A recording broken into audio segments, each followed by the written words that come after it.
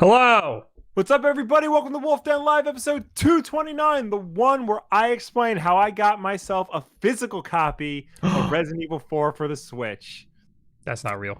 It There's technically is, 0% and it chance that's technically real. isn't. Allow me to explain. All right, please. So, Amazon, I've heard of them.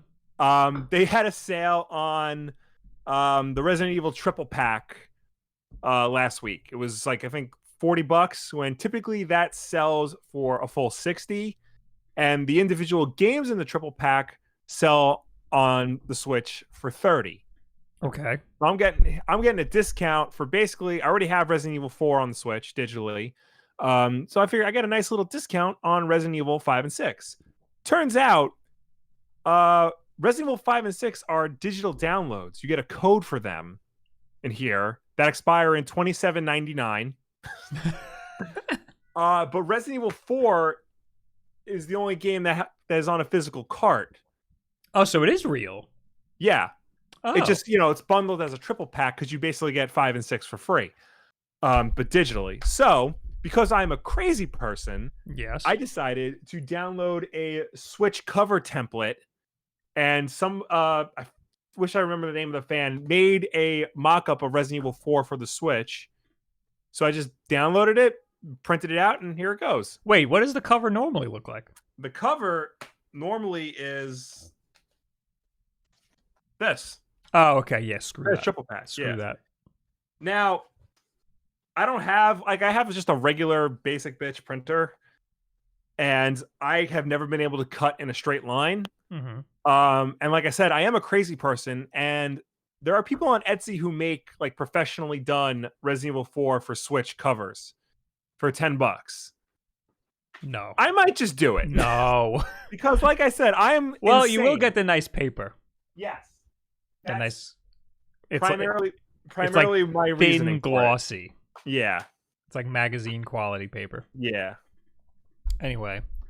Hi guys, hello Eric, hello Sub John, hello Bentendo, hello AJ, hello Benji, hello Sarah Anderson, hello everybody.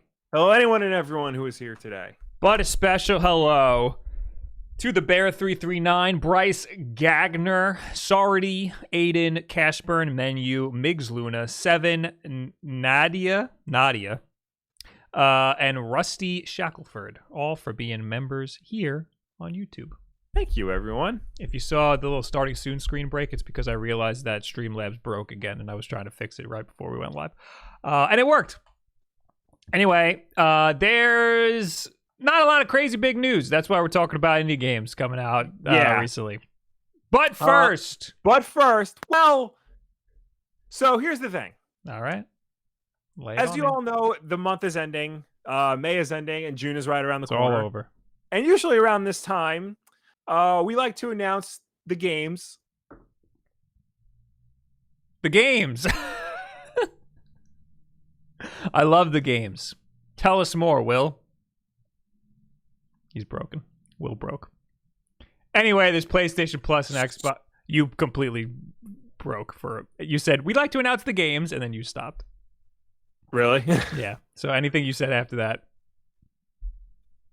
All right, so basically tradition on here on Wolf Den Live is at the end of the month, we recap the games that Sony and Microsoft will be giving away for free, so as long as you're subscribed to PlayStation Plus or Xbox Live Gold. This time, however, Sony only announced one game for June. Okay. And it's already available. Okay, that's weird. So, starting now for June... Call of Duty World War II is available for if you are subscribed to PlayStation Plus. This is a very good game. I only played the multiplayer, and it was awesome. The multiplayer was awesome because I was sick of all the future Call of Duty nonsense. Yeah. I didn't want any abilities. I just wanted the regular old running around shooting people Call of Duty, and this was awesome. However, Warzone is also free, and it is much better. But if this is less than 200 gigabytes, so that is true. I think Kotaku says that. Yeah. Of course, good luck finding space for it if you're already playing Modern Warfare, which currently takes up close to 200 gigabytes of hard drive space. As always, the game is only free if you're a paid PlayStation Plus subscriber. So, like I said, this game apparently was available now. It was started day after Memorial Day. Is when they usually they give away the PlayStation Plus games the first Tuesday of the month. But they haven't announced what the other PlayStation Plus game is yet. Rumor has it it's Spider-Man. That would be crazy. That would be nuts. There's no way that that's true. Absolutely not. It's 56 gigabytes for Call of Duty World War II. Oh, that's chump change. Not if you already have 200 gigabytes taken up. That is a quarter of what Modern Warfare is. I know, it's ridiculous. Does this game even have a single player? Yeah, this one does. Okay, because I didn't play it. Did you play it? No, I did not. I haven't played a single player since Black Ops 4. Modern Warfare single player was pretty good. Yeah, I mean, it looks good. Yeah. I would play a Modern Warfare 2 single player, maybe. Yeah. I like that. So that is the only game we know for June's PlayStation Plus offerings. So far. Check back next week check back tomorrow when they inevitably announce what the other game is, and then tune into Wolf Den Live 2:30 where we play catch up. I don't think there is another game.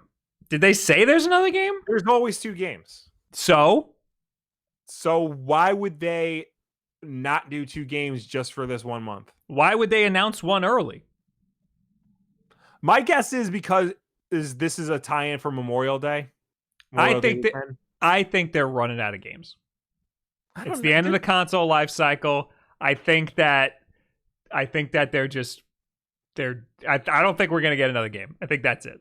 Because that's a Modern Warfare 2, that's a pretty big deal to get for free. World War II, whatever. Call of Duty. It's a Call of Duty game. Yeah. It's a pretty big deal to get that for free.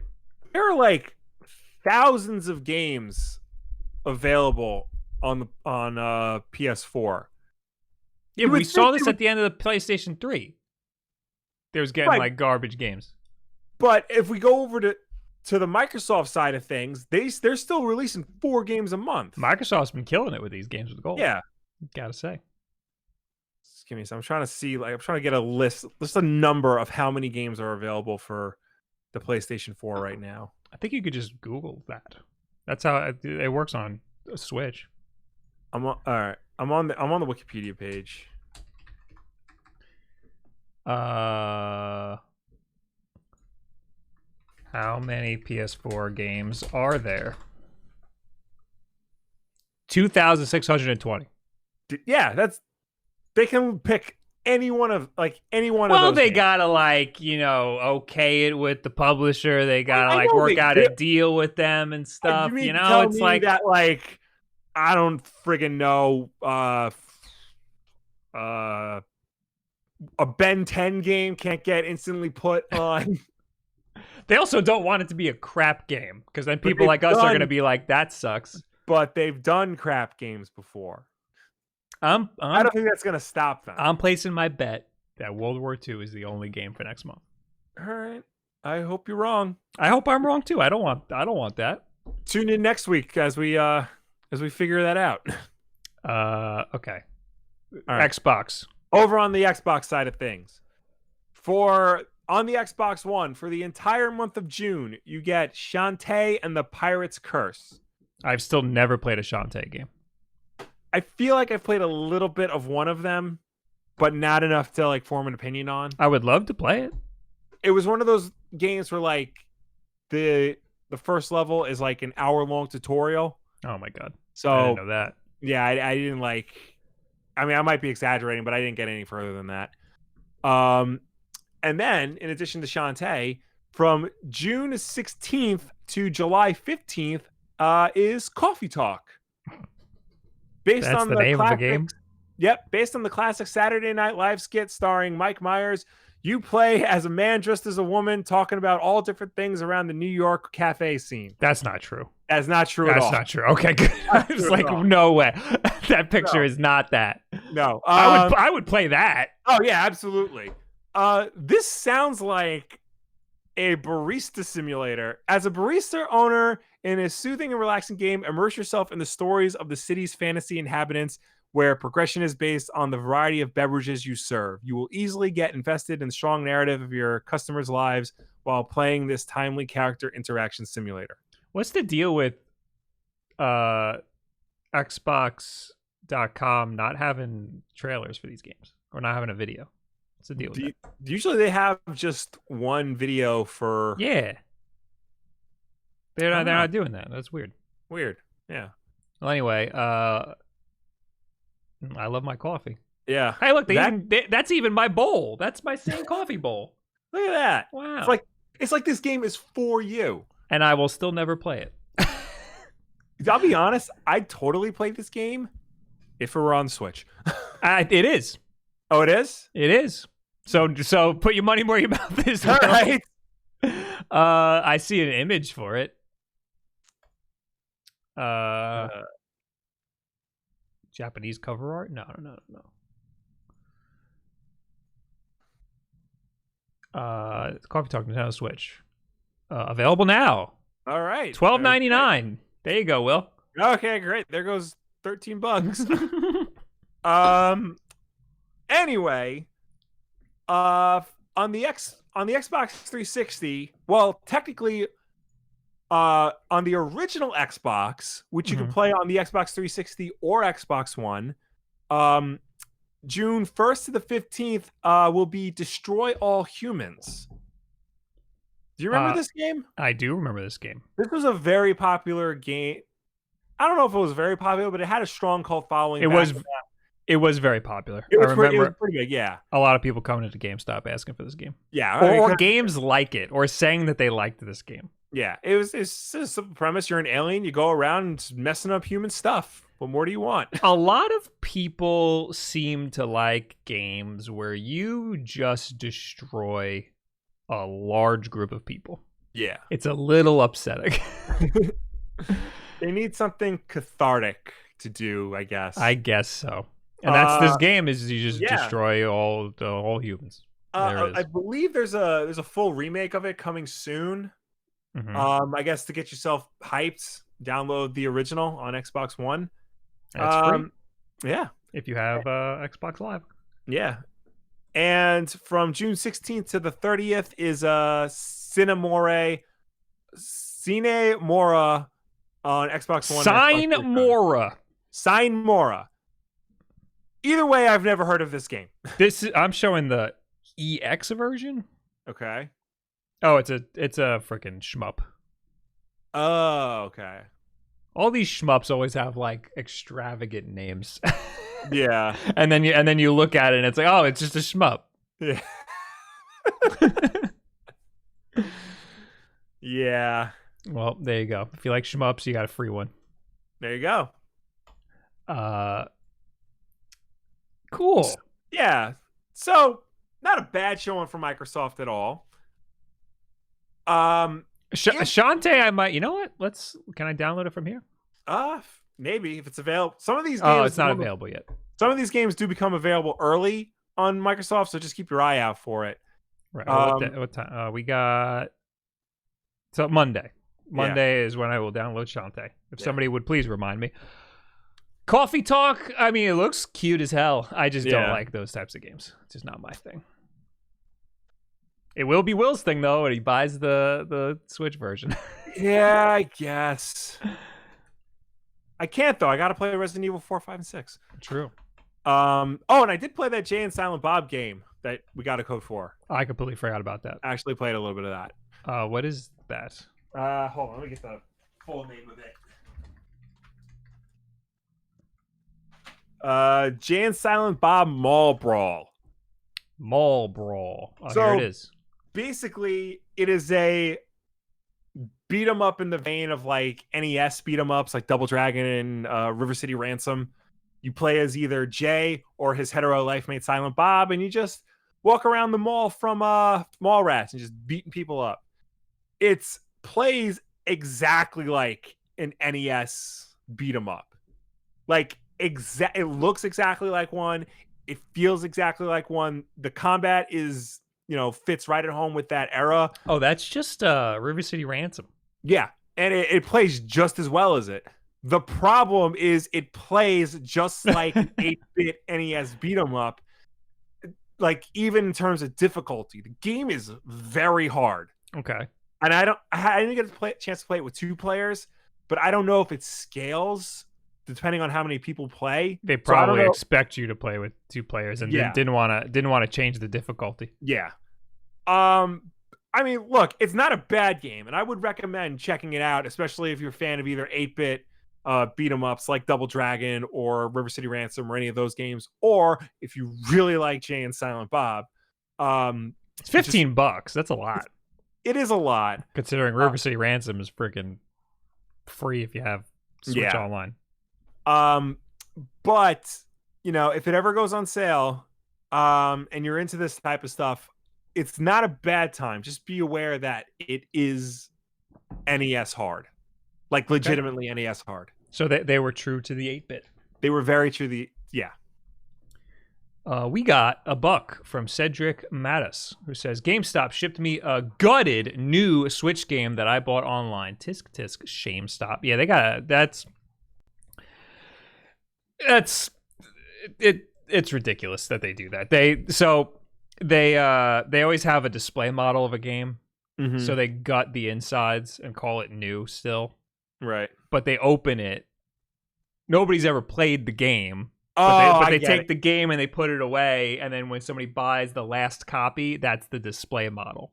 Yeah. So really, you should get a discount because it's the display model. I mean, every store in the world gives you a discount on the display copy of something, I never understood why they always just open up one of the games to put on the shelf. They should either just count that as a marketing cost and just zero it out, or they should have marketing material that is just a printout of the game. Yeah. I understand that's their aesthetic. Mm-hmm. It's like that video store aesthetic, but you don't have to sacrifice a game for that aesthetic. I mean 90% of the time though, from my experience working at GameStop, 90% of the time that last game ended up after stock of the games whittles down, that last game usually gets put into the used section because GameStop swaps out the new games every couple of months. So 90% of the time that new gutted game will get moved to the used section. But in my store, if anybody ever had a problem with that, we would just give them a discount, like a damaged discount for the game. Because I worked at a good GameStop.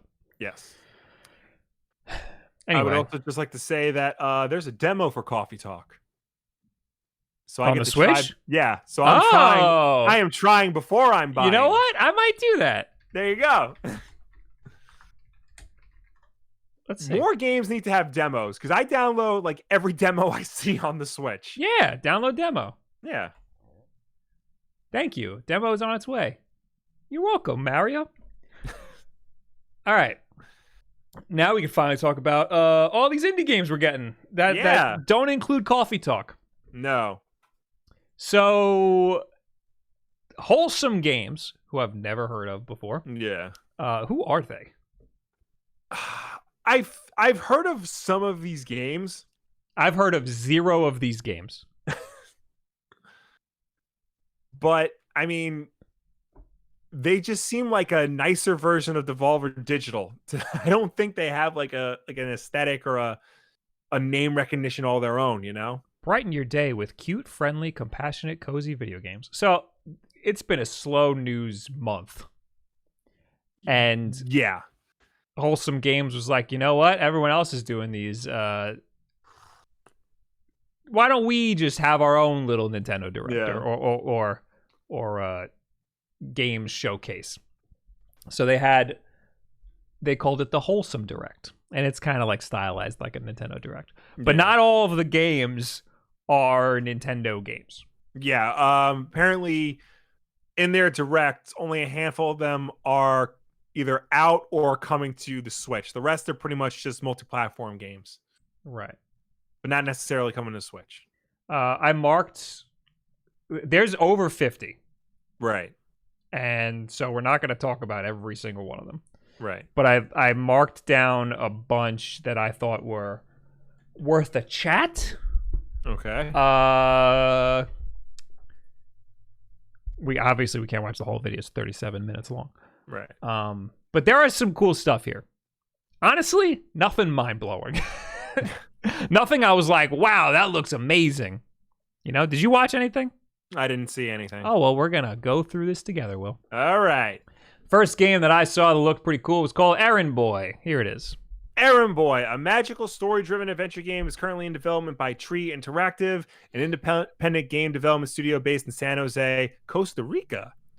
The story follows the life of an orphan boy named Watt, with a lot of love to give. This adorable little monster delivers errands and spreads joy to a whole town. At Tree Interactive, they've been polishing up a demo that you will hopefully be able to play soon. That is coming to the Switch. Yes. So a lot of these games are Kickstarters.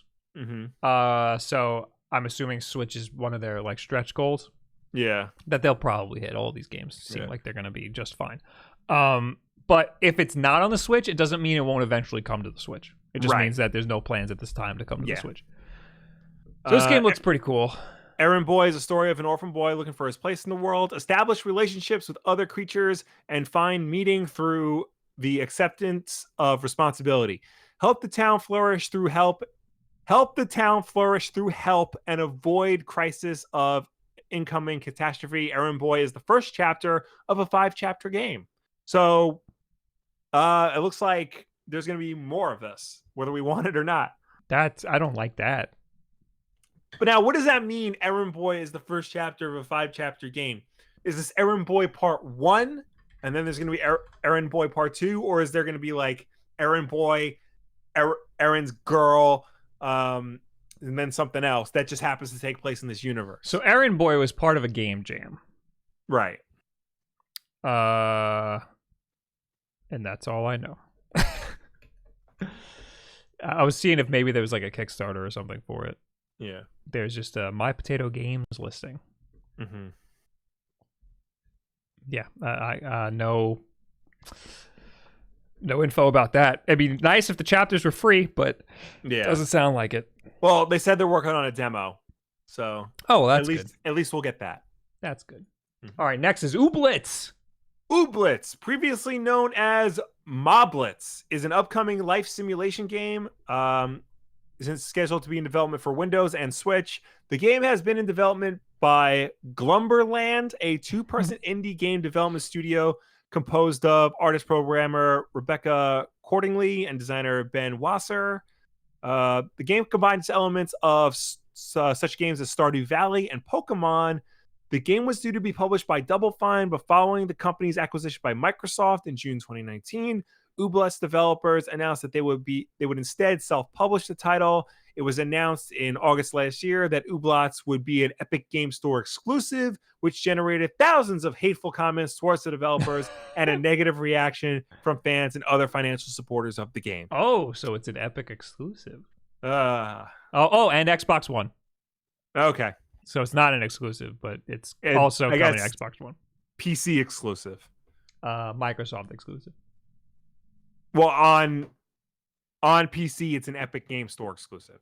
Okay, yes. So it doesn't mean it won't come to the Switch eventually. Right. But at launch, it's coming to the Epic Game Store and Xbox One. Yeah. I just think like this, it's cute as all hell, some of these characters. But this one guy right there, this guy, I love this guy. This is my guy. That one guy makes me want to play this whole game. That guy. I have no idea who you're referring to, so I gotta wait for the video to catch up. You do that. I don't. Every time I see Ooblets, this is really the only time I've ever seen it, I keep. Do you remember the show The Oblongs? Yes. I keep expecting that. Oh no, it's a very different thing. It's a very different thing. I would play a game though based on The Oblongs. Oh, absolutely. That game was great. That show was awesome. The show was. Yeah, I see who you're referring to now. Yeah, that's your face, actually. Wasn't Will Ferrell in this? Will Ferrell was in that. Gene Smart, Billy West, a whole cavalcade of great actors, and this is hysterical. Nobody knows what we're referring to. I'm thinking of what's the stuff that the little Orbeez. Orbeez. That's completely different. Yeah. Completely different thing. All right. Next game, Snacko. Well, this sounds like a game for me. It's not. Don't get your hopes up. Blue Curse has confirmed that its RPG Snacko is coming to the Switch with the release dates tentatively slated for 2021. In Snacko, players will farm, fish, cook, craft, as well as customize farmland and the main town. It's all surrounded by a plot in which you're tasked with restoring an island after Mia Sma takes over the area. Mia Sma. You're a freaking cat. It's a cat farming simulator. I don't know why. I don't know why all that other stuff is part of it, but it's just a cat version of like Harvest Moon or something. Oh yeah, that brief summary before the official synopsis is lied to me. They left out the most important part: the fact that you're a cat. Yeah, and it's a Kickstarter, but it is coming to the Switch. Okay, so look forward to that if you're into like stuff like Harvest Moon or maybe Animal Crossing and you want like a smaller version, or Stardew Valley, or the musical Cats, If you love the musical Cats, you'll love this. Yeah. What's this one? Spiritfarer. That's what it is. Yes. Now this is like basically the only platformer on here. So that's what I look for when I look for indie games. I like indie platformers. Yeah. This looks very pretty. And it looks more of like an adventure game than just a straight up platformer. Yeah. Spiritfarer is a cozy management game about dying. Oh, that's another thing. Right before they started, like everything was all like fun and games, you know, in the Wholesome Direct. And then right before they started this, they're like, well, it doesn't mean being wholesome doesn't just mean it's all happy. This game's about dying. And then they just launched into this game. I was like, what the hell? But it looks really cool. You play Stella, ferry master to the deceased, a Spiritfarer. Build a boat to explore the world, pick up spirits, and release them into the afterlife. Gather, produce, and consume resources while you guide your passengers across the mystic seas. Join the adventure as Daffodil the cat in 2-player cooperative play. Spend relaxing quality time with your spirit passengers, building and tending to your relationships, and ultimately learn how to say goodbye to your cherished friends. This does not sound like a platformer at all. It doesn't. I mean, it is because there's platforming, but it looks more like an adventure game. It looks more like you're going to be solving puzzles and getting like upgrades and stuff. It sounds like. I mean, judging from like what I'm seeing of the trailer and reading the synopsis, this sounds like a happy version of This War of Mine. Have you ever played that? No, but I've seen footage of that. Game is dark. So that's the thing with these indie games. They're like really simple concepts, and then they have this like crazy like backstory to them. Yeah, you know. But no, this looks good, and it's coming to the Switch. So this game might actually end up being a big deal, I think. Yeah. Next game, Little Witch in the Woods, another Switch game that I think looks cute as hell. All right, let's check it out. The pixelated art style is really good. Yeah. To graduate witch school, Little Witch Ellie goes to work as an apprentice in the witch's house. When Ellie arrived at the witch's house, all she saw was a worn-out house with a village that looked like 4 or 5 people lived. Here starts the story of Ellie trying to get good grades for her graduation in the witch school. So this is like an isometric, like not isometric. This is a top-down. Yeah. I don't know, RPG. Yeah. The life of a witch in the fantasy world. The game's setting is a fantasy world where witches exist. Feel free to experience the world through various activities. Connect with the different plants and animals and the ecosystem of those plants and animals around the village. There are a lot of different themes around the village. Use the witch's power to explore the village and get ingredients for potions. Ooh. All right, so it seems like just it seems like there's not a lot of action in this game. No. But it looks really pretty. That's why I put it on here. And it is coming to the Switch. Toem. That's the next game. It's called Toem. Toem. Got a fancy art style. Follow a small figure through Scandinavian-inspired landscapes, encounter several characters in distinct architectural environments, take photos, go fishing, listen to calm music, and travel by bus. Wow. I love that. I love doing that. Climb the highest peak and experience the phenomenon Toem, a game which encourages you to stop and smell the flowers. This is like a weird sort of like exploration, like photography game. Yeah. The environments are really pretty, and I thought it was an interesting concept to see the world through a camera like that. Follow an amateur photographer on a journey through Scandinavian-inspired landscapes with the goal of experiencing the magical phenomenon Toem. Yeah.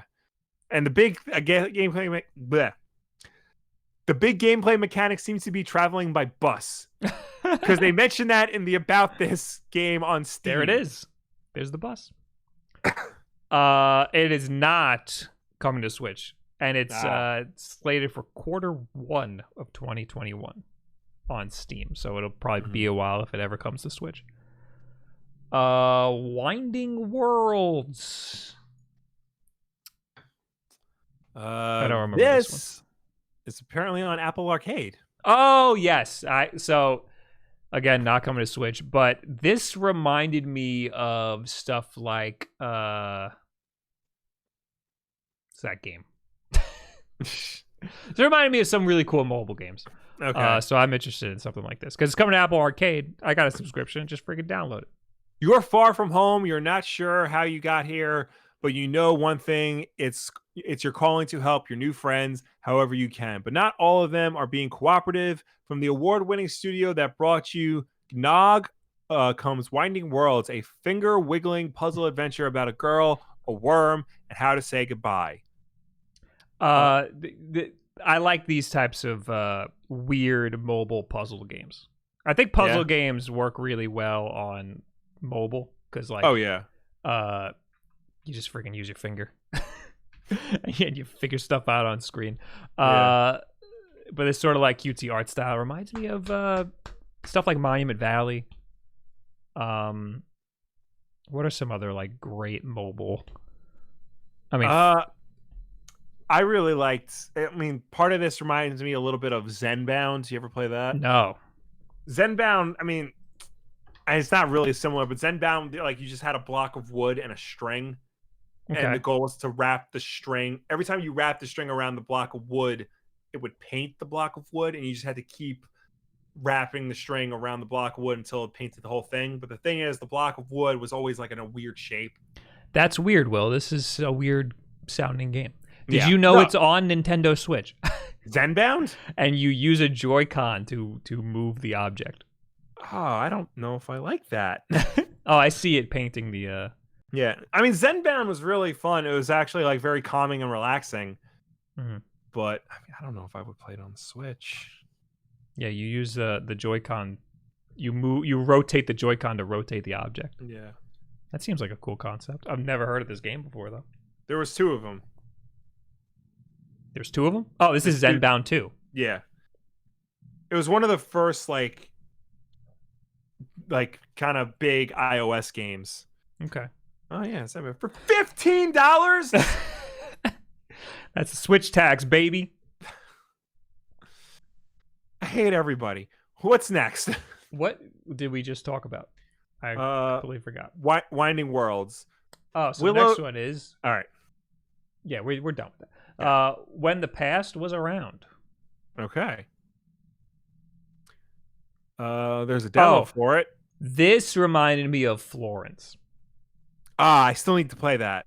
You just haven't played it? You could beat it in like 2 hours, I think. Probably. Yeah, I beat it in one night. Well, now that I'm downloading the demo for Coffee Talk, I might get pushed a little bit. Well, let me see how long it takes. You read the thing. All right.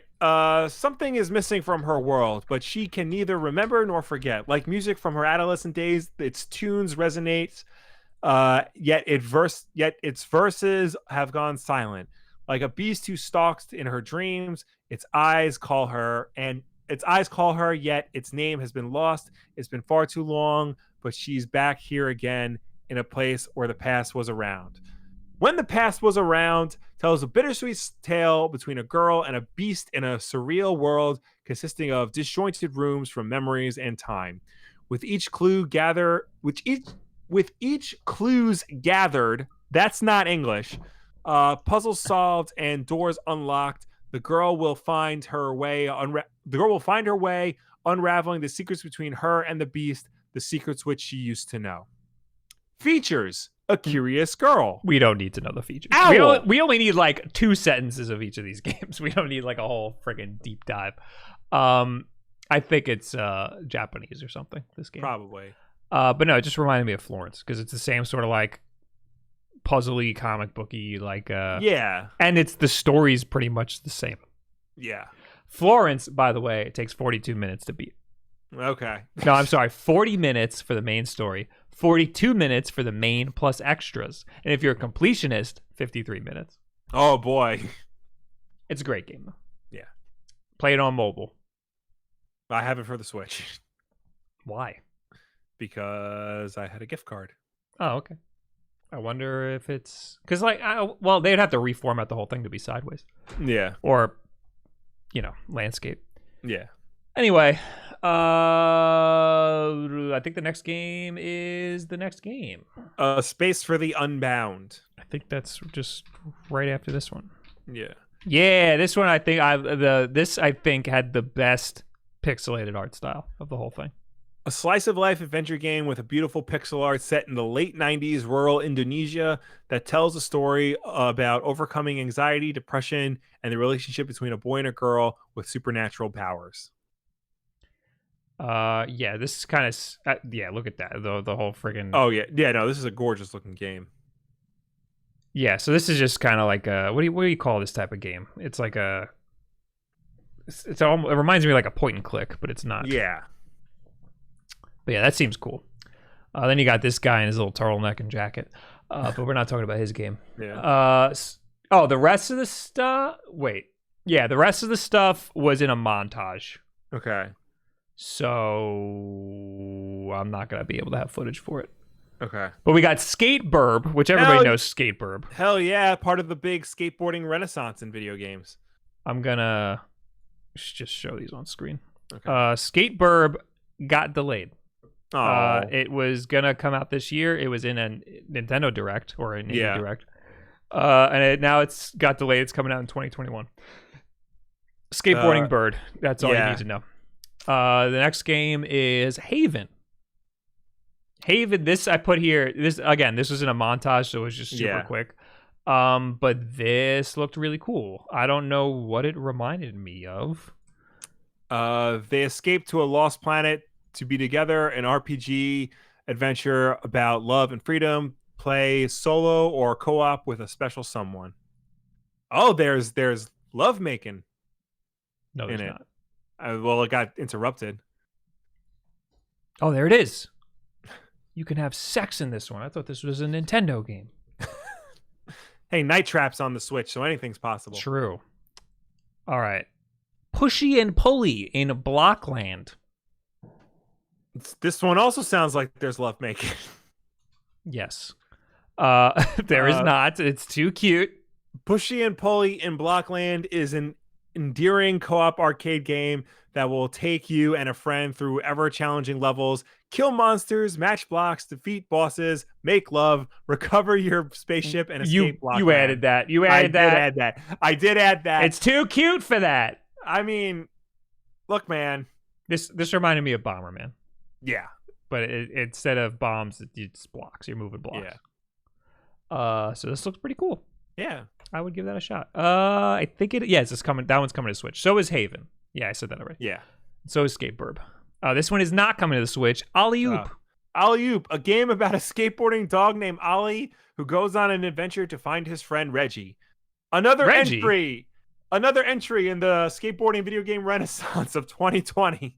Yeah, this game looks cool. I think there's like weird like dog RPG elements. No. This got like blurred into a different game that was after it. Some sort of like Ollie Oop is a 3D platformer featuring a skateboarding dog named Ollie.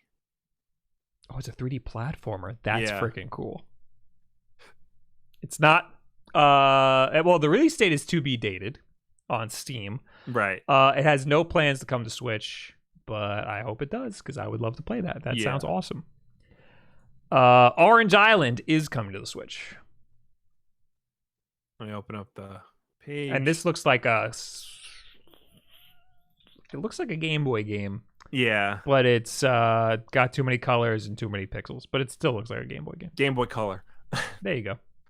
Explore pastel-hued islands while uncovering mysteries from the past. Orange Island is an authentic 8-bit action-adventure game with heart. There you go. Yeah, this is straight up a Game Boy Color game. Yeah, this looks really cool. Or like an NES game.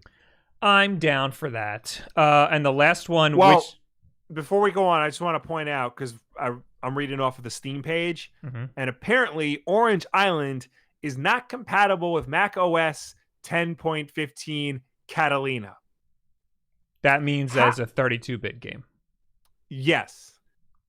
How can a more advanced operating system not run an 8-bit game?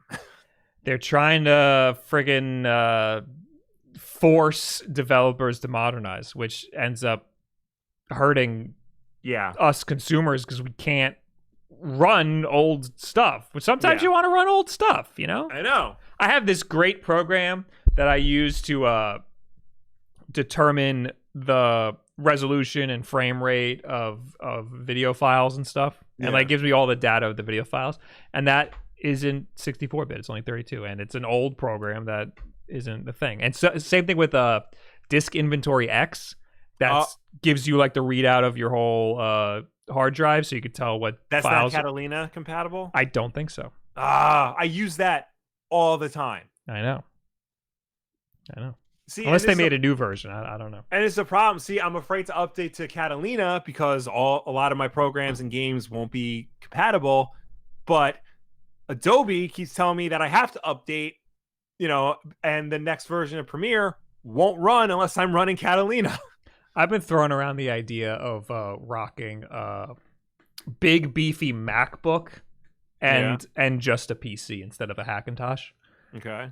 And have the MacBook docked so I can like still use it like I would a desktop. Yeah. But I don't know. That sounds if they come out with a new MacBook. It sounds like I've been debating like getting like, just a small PC for like Wulff Den work specifically. But that sounds like a business expense. Will, sounds like something we can make happen. Yeah, but that's a talk for another time. Because I don't know, like logistically, like if that's how I want to go, or if I do want to get a new MacBook or whatnot. Mine's old, so I might have to actually do that. I did buy RAM and an SSD for my wife's MacBook because she has the one where you can actually replace the RAM and hard drive. That's easy. So one of these days, probably this weekend, I'm gonna do that for her. Happy Mother's Day, honey. I need to put a freaking new video card in this Hackintosh, but then I would have to upgrade the whole thing. Yeah. That's why I hate PCs. I know. Well, more like Hackintoshes. Yeah. Anyway. All right. Hoa. It's the last game. So this is the last game, and it was their one more thing. Really? Yeah, and I've never heard of this game before. And when they showed it, the trailer didn't really look that great. Hoa is a platform adventure game featuring beautiful hand-painted art and a calm, relaxing atmosphere. The game follows the main character, Hoa, as she discovers her own story on a journey through breathtaking and magical world back to her homeland. I actually had to fast forward through the trailer Because Really? the trailer is just this character slowly waking up and then walking. Oh yeah, see, here we go. I'm fast forwarding and nothing's happening. And then it's just walking to the right. The grass blossoms, and then it's just and then that's it, and then it's the title screen. And that took a minute. So, I mean, the pictures on their website look really cool. Yeah. Like, it looks like a really pretty game, but that trailer showed nothing. This feels like it would be mute this. Limbo without any threat. Yeah, it looks really pretty. Apparently, the whole thing's like hand drawn and stuff. That's cool. It looks really cool, but the trailer was not one more thing material. Is like the developer somebody we should know about? Yeah, I don't know. Yeah, they have like nothing. They have like no information. Well, that was the big to do, you know? Neat. Anyway. So of all of those, Spiritfarer looked really cool. Yeah. Snacko seems cool if you're into like Harvest Moon or Stardew Valley, stuff like that. Yeah. Ollie Oop, but that's not coming to the Switch. Right. Skatebird, but that got delayed. Right. Pushy and Pulley in Blockland. Orange Island. Haven didn't look too bad either. Haven looked pretty cool. Yeah. That'd be cool if that was pretty cheap. A Space for the Unbound looks pretty cool. Right. Yeah, that looked really cool. Yeah. Yeah, and that's... Oh, and When the Past Was Around looks like a Florence type game. Yeah. Those all seemed cool. And yeah, Hoa looks cool, but I need more. I need a lot more information. So, that was very nice of Wholesome Games to put together. A nice showcase of very small indie games that we could look forward to coming out within the next year or early next year. But that's not it for indie stuff. Nope. Did you know The Escapist is airing a direct style indie showcase on June 11th? And it'll feature over 70 games. So they're not to be outdone. I'm subscribed to The Escapist on YouTube, and I missed this video. The video is only 31 seconds, and oh no, yeah, it's a montage. This is not wholesome. There's violence.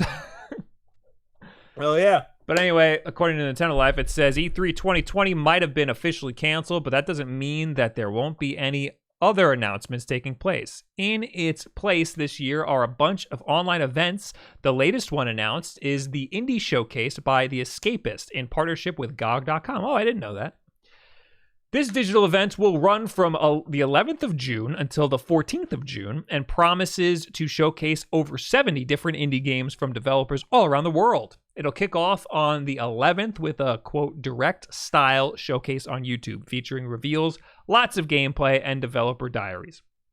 From the 12th to the 14th, this is going over a span of a long time. Yeah. From 12th to the 14th of June, there'll be post-show coverage on both YouTube and Twitch, along with in-depth hands-on demos, pre-recorded gameplay, videos, and developer interviews. Given the number of games that will be shared, we expect at least some of them to be announced for the Nintendo Switch. Will you be tuning in? Comment down below. You like The Escapist? Yes. I will be. If I remember to check it out, I'll check it out. I'm just trying to think because I know like other gaming websites like IGN are doing their own like Summer Games Fest type deal because there's no E3. Right. And IGN looks like they're doing it throughout the entire month of June. I was really hoping that everybody would still make their announcements the week of E3. Yeah. Because then we can have like a whole make a big deal out of it. Mm-hmm. But they're all spreading out. Yeah. And I don't know how much I like that. According to IGN, we've got a packed month of game reveals to bring to you. Not least with 3 days of IGN Expo, our own showcase for exclusive announcements and reveals from developers across the industry, taking place on June 5th, 8th, and 9th. Oof. Why is there a 3-day gap between? Oh, so it's the weekend. That's why. They're not working on the weekend, dude. So what do you think this is? Wednesday, Thursday, Friday, or Monday, Tuesday, Wednesday, or that. So yeah, I don't know. A lot that it's unfortunate, but that's how things. When was E3 gonna be? The second week of June? I think so.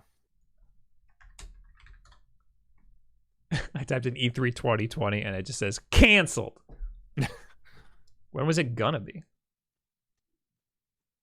Oh, from June 9th to 11th. Okay. So I guess around this time when we're getting these announcements. But I bet people like Microsoft and Sony might take an extra little bit of time to announce their stuff.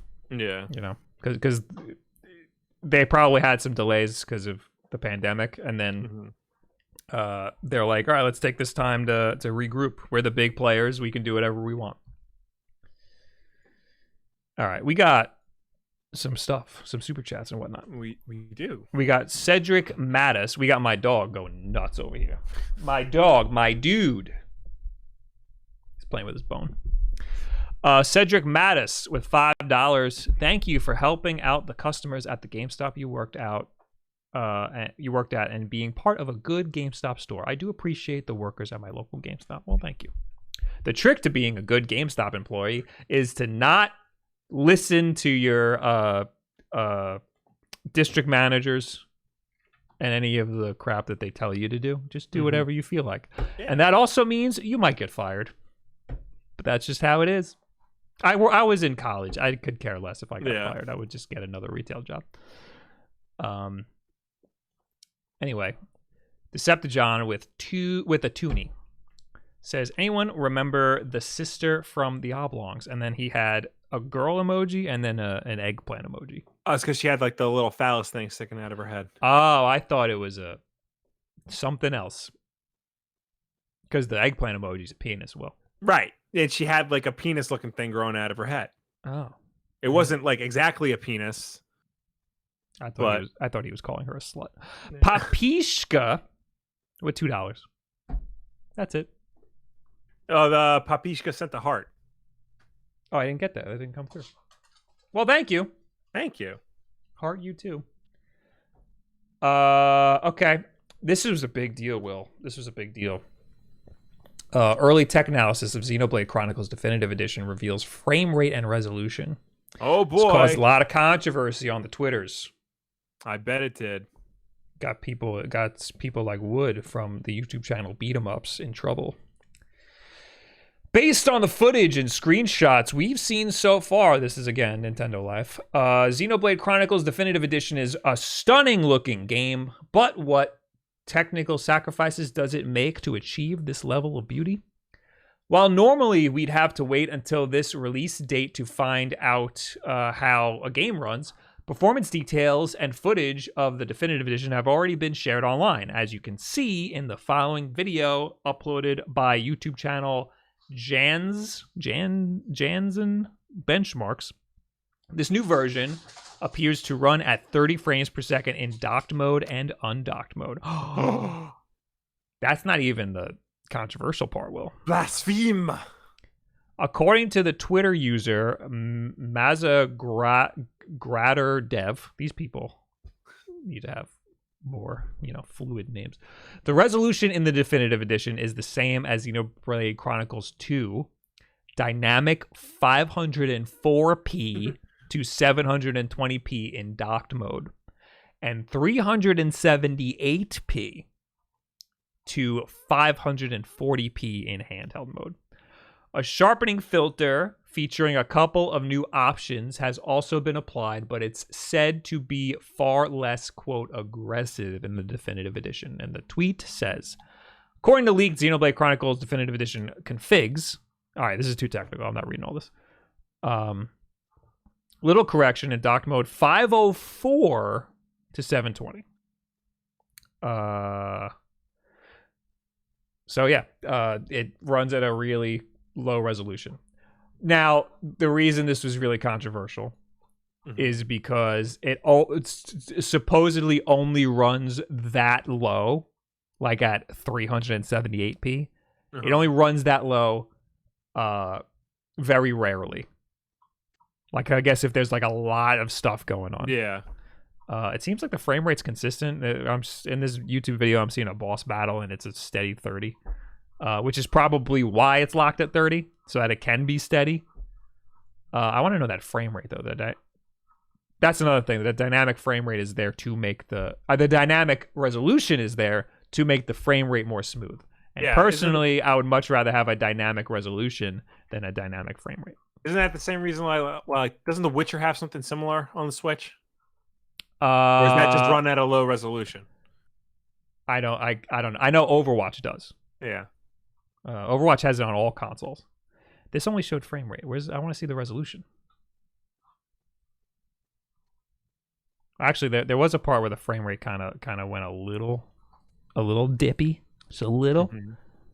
Oh, there it is. It looks like it dips in menus, but you can't really tell by that though, because it pauses the game, so of course it's gonna dip. I mean, it looks good.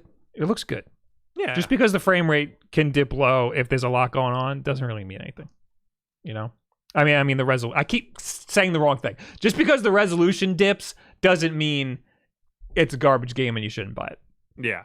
But a lot of people saw this, the 378, and just jumped to its defense and was like, no, that's not a big, it only does that like 1% of the time. It's not a big deal. It's like, hey man, nobody's really upset, you know? Like, people who are going to get this game are going to get it regardless. They're not, really worried about the technical aspects of it. I'm trying to pull up the Woods tweet here about it, because he was... Oh, here it is.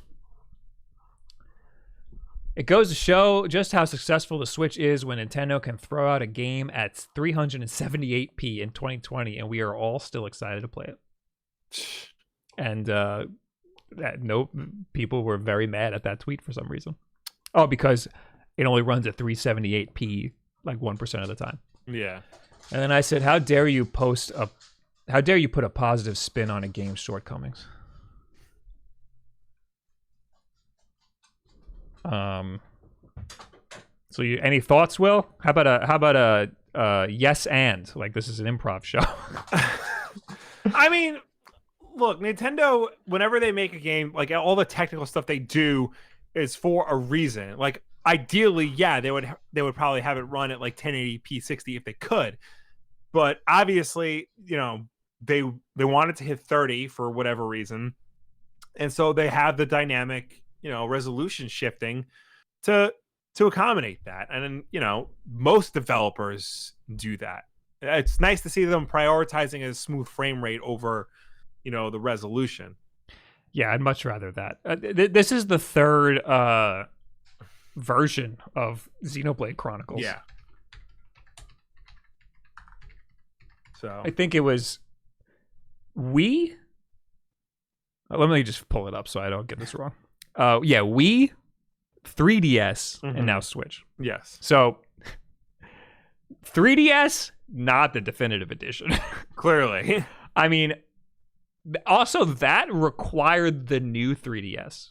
Do you remember that? Yes. It was one of the only games that required you to have the new 3DS because it needed a lot of horsepower. So yeah, this is a freaking Wii game, dude. Yeah. And a 3DS game. So well, I guess that raises the question, if it is a Wii game, why is it only running in 378p at lowest? Why can't it run at a higher resolution?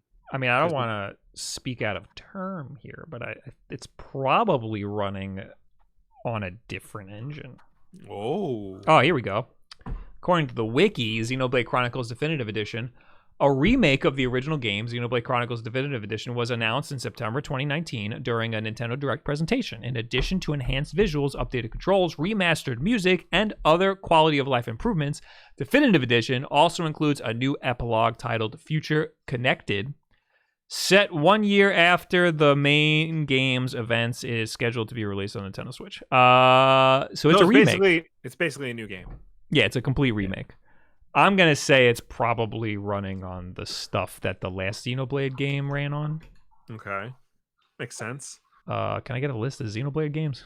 There's a lot. There's Xenoblade Chronicles, Xenoblade Chronicles X, Xenoblade Chronicles 2.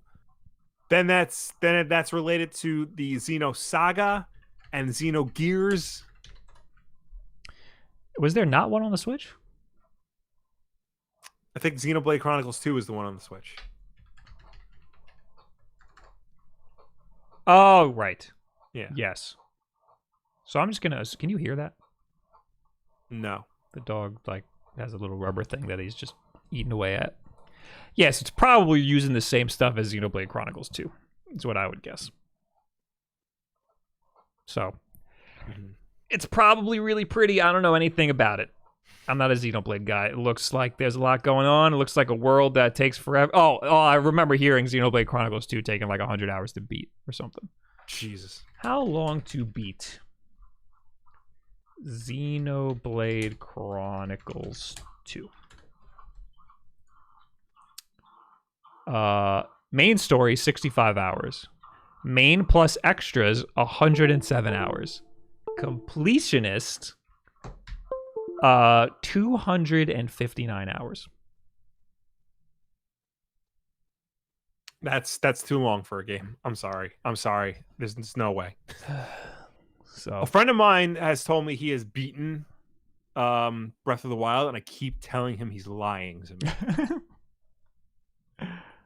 Well, yeah, you just get all 4 divine beasts and you fight Ganon. He's like, yeah, and I beat all the shrines. I'm like, no, you didn't.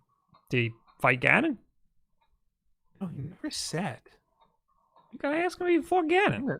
I'm gonna call him out on this. I'm gonna call him out on air. Alex, did you beat Ganon? Supposedly you don't. You also, I know, I'm only saying this because I know people in the chat are gonna say you don't have to defeat the divine beasts to fight Ganon. But it makes your life 1,000 times easier. You can go immediately from waking up to fighting Ganon. I know that, but don't. Yeah, don't do that unless you're a speedrunner and you've beaten the game already.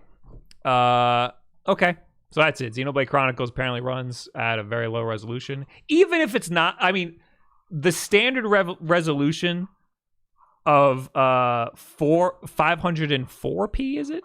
Yeah. Yeah. Oh no, that's not the 540p. No, wait, that's wrong. Yeah, 540p undocked is the highest resolution. That's pretty low, but it looks fine. It looks fine in the footage that we have here. So, yeah. I'm sure everything will be fine. I'm sure everybody will enjoy it just as much as they enjoyed Xenoblade Chronicles 2 or the original game. Anyway, super chats. Yes. We got Holden Drake with $5. What is the game that you guys have spent the most time playing or keep coming back to play more? Thank you. I always think it's the original Super Mario Brothers. I play that game a lot. I can play like a 2D Mario or a 2D Sonic game until the end of time. Like those never get boring to me. So I guess it would probably be like one of those. Yeah, I mean, a lot of retro stuff is stuff that we will go back to. Yeah, especially like 2D side scrollers are just easy pick up and play type games. Yeah, if we're talking on the Switch, it's Smash Brothers and Mario Maker for me. I bounce between those all the time. On the Switch, I bounce between games a lot. Like I'm probably between like 6 different games on Switch right now. I just bought a bunch of turnips. If anybody's got any turnip prices, I got a lot to offload. Just letting you know. I also like to point out, because I just remember this, with this, I have officially filled up my little Switch case holder. Your Resident Evil 4? Yeah. I bought a too many games. I bought a display for Switch physical games, but it only holds 10. And with this Resident Evil 4, I have maxed it out. So I can't own any more physical Switch games. They got really cool Switch game holders on Etsy. I know. Like, check those out. Like the Resident Evil 4. You can buy just the cover, or you can get like a case with it. Some of them. I said I'm just gonna pull the trigger and buy the super. I'm a mental patient. You are a mental patient. Yeah. Mezcoa Mezcal with $2. How does Borderlands run on the Switch? I have no idea. Who cares? You need to go to the P.O. box tomorrow, Will, because everybody's getting these 2K Games. I think I saw our friend of the show, Kevin Kenson. Yeah, he got one. Up, and I'm sitting there going like, we deserve that. We might have gotten it. It might be sitting in the P.O. box. All right, I'll try to go tomorrow. So actually, because I also have to go to the UPS store to return something. Who can I go to? Did Kevin put it on Twitter? I think he did. Yo, dog, you need to chill out, man. He's going nuts up. Get down. No, don't bite the N64. Oh, he's got a toy right on the N64. Oh, the Framemeister. He's touching all the wires here. There it is. So this big thing. Yeah. Dog, I'm gonna have to lock you out of the room in 2 seconds. Does he show what's inside? Oh, he put it on Instagram, but I'm not showing his Instagram story on here. It's a big thing. It's a big box that has stuff for BioShock, XCOM, and Borderlands. Yeah. And it's got all these weird, like, promotional little giblies. So it looks really cool. We here at the Wulff Den don't really care about Borderlands. Nope. I think it's a great game. Will thinks it's a bad game. It's overrated, trite, and my friends are jerks for playing it. I just don't like Gearbox, the company. That's why I don't like talking about it. Anyway. Now we can talk about The Last of Us Part 2, Will. Did you see anything about this? So I realized that they were doing this too late, like basically right before I had to get ready to come here. Mm-hmm. But I saw some of the memes coming out of it. And by some, I mean the big one. All right, well, we'll talk about that after we talk about The Last of Us. It looks freaking amazing. It comes out, I think, next week. Jeez. Wait. That was fast. No, it can't be. June 19th. Oh, okay. The reviews go live June 12th. Oh. Okay, so it comes out in 3 weeks. Yeah. Wait. 1, 2, 3. Yeah, it comes out in 3 weeks. On a Friday. Okay, so that's I'm actually a little happier now. I need some time to breathe before I freaking jump into The Last of Us Part 2. Are you going to play this? I don't know if I'll be able to. You played the first one. Yeah, I played the first one. I like the first one. I would love to play this one, but I just don't know if I will ever have time again to sit down in the basement and play like a big AAA game because I'm a dad now. My life is over. People were asking me if I was going to stream it, and I don't know if I want to. That's not a game you stream. That's a game you like. I want to be able to like experience it, you know? Yeah, that's a game you want to experience on your own. Yeah. I love the first Last of Us. I think it's one of the best games of all time. I think that this looks incredible. It was like a 25-ish minute state of play where they just talk all about The Last of Us and some of the mechanics and a little bit more of the story so we know like more of what's actually happening. Mm-hmm. I don't think we're going to be spoiling anything. They left a lot of stuff out. Like they showed a little bit of story stuff, and there's still a lot of questions. Like, what the hell's Joel doing? Yeah. They left out a big part. They basically say like the story starts off. You're in this city. Everything they made a little civilization, and then Neil Druckmann says, then something happens, and now you're in the wilderness. So he leaves out like a huge part. Yeah. Anyway, I'm gonna read IGN's little summary of the state of play, so it'll pinpoint the important bits. The latest edition of PlayStation State of Play livestream focuses on The Last of Us 2. With less than a month before the sequel's release, Naughty Dog and Sony are sharing more about the highly anticipated continuation of Joel and Ellie's post-apocalyptic saga. While Naughty Dog has been sharing video updates about various aspects of The Last of Us 2, today's 20-minute look could reveal even more insight. What's different in the world of The Last of Us 2? Check below for updates, blah, blah, blah, blah, blah, blah, below. The Last of Us 2 picks up several years after the events of the first game, after they settle in the relatively peaceful settlement in Jackson, Wyoming.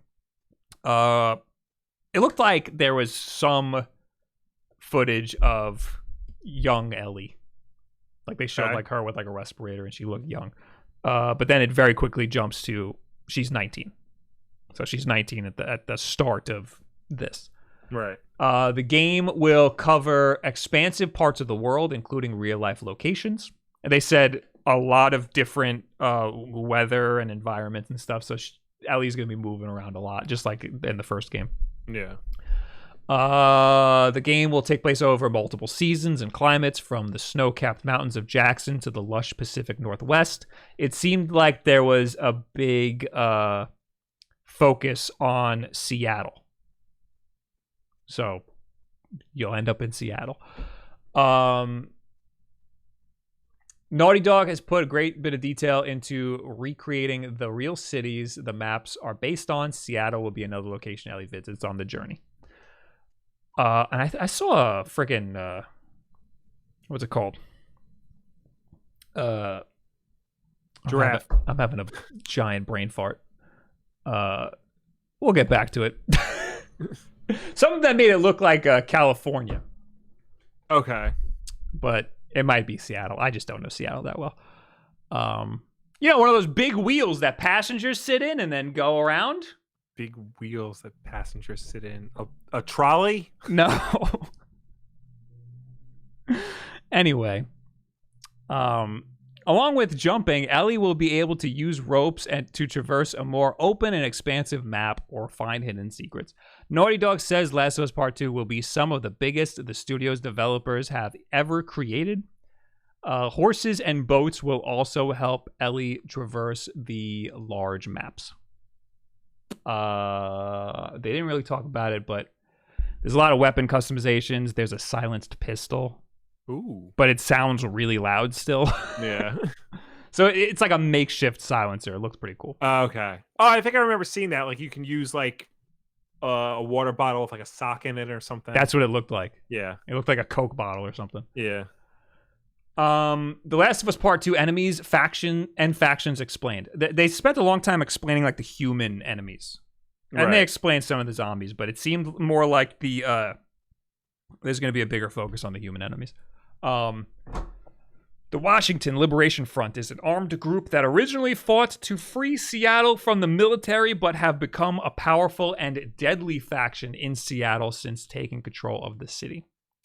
Another faction Ellie encounters are the Seraphites, or Scars, a religious group of zealots that specializes in stealth combat and camouflage. It's a religious group, like a cult, and they self-inflict scars on their mouths, like freaking the Joker. Oh. That's how you can tell that they're in the freaking religious group. Yeah.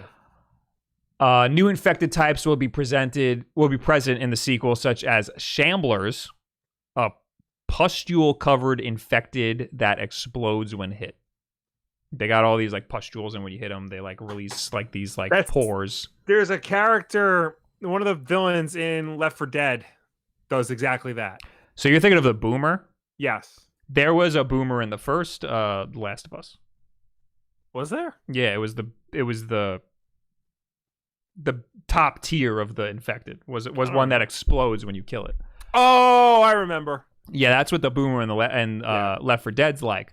This is not as big as a Boomer, but when you hit it, it leaks, and you can't be too close to it. The Boomer just explodes when it dies. Anyway, there was they said there was another bigger one that they didn't want to talk about yet. Of course. Druckmann did not share the most horrifying new infected type, but a terrifying roar can be heard over a black screen. I hope it's a T-Rex. Enemy NPCs are smarter now and can track you from your scent. They left out that that's because they have dogs. Yes. The dog can track your scent in a path. So it'll, the little listening mode that you have? Yeah. The little detective vision? Yeah. The dog will have like a line that goes to you because it'll track your scent. So you have to be a little smarter about it. Also, that you can like hide in grass, but It's not like other games where you're like in Assassin's Creed where you're just invisible when you're in the grass. Yeah. In this, if they're kind of close to you, they'll be like, "There's a guy in the grass." They'll come get you. Last of Us combat details. Ellie's physical advantages come into play in combat. She's more agile than enemies and can dodge and counter enemies during fights. Because of the large map size, Ellie can use the environment to her advantage or avoid combat instances altogether. Allies will sometimes join Ellie during combat encounters and other parts of the game. Ellie can take down enemies with the help of friends or fight off clickers as a group. So it seems like Joel isn't a big part. It seems like Ellie's on her own for the most part, but they showed a couple of instances where you have a friend and they're your Joel, basically. Right. They're like your sidekick, but they're, more helpful than Ellie was in the first game. There will be a skill upgrade and weapon system that lets players create unique fighting styles that cater to their preferences, just like in the first game. Mm-hmm. Players can scavenge for parts to customize weapons. These customizations will be visually represented on your weapons. So if you the rifle sight. So on the rifle sight, for example, the scope will be added to the rifle. It seems more robust than it was in the first game. Gameplay demo. The demo begins with Ellie diving into a lake to avoid... we don't need to talk about the demo. Right. I don't want to spoil it for people who don't want to be spoiled. But, I mean, it really didn't show much. Like, there's still a lot of questions I got about this game. But it makes me excited for it. I'm excited for this game. Again, I don't think I want to stream it. I think I want to experience it all by myself. Rock and Val says, can Ellie swim now? Yes. Could she not swim in the... No, she couldn't. She was she had to go on like a wood plank, and Joel had to move it around. She's straight up. They show her straight up swimming. Yeah, she's learned a lot in her 8 years. Yeah.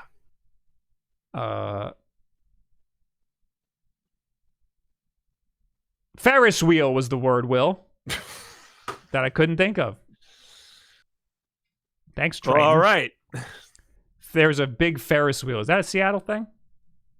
Is there? I don't think so. It reminded me of the Santa Monica Pier or something. It was probably Seattle. They can also have Ferris wheels. Yeah, the Seattle Great Wheel at Pier 57. Oh, there it is. There you go. So again, this is one of my most anticipated. This might be my most anticipated game of the year because who knows what else is coming out later in the year. Yeah. I'm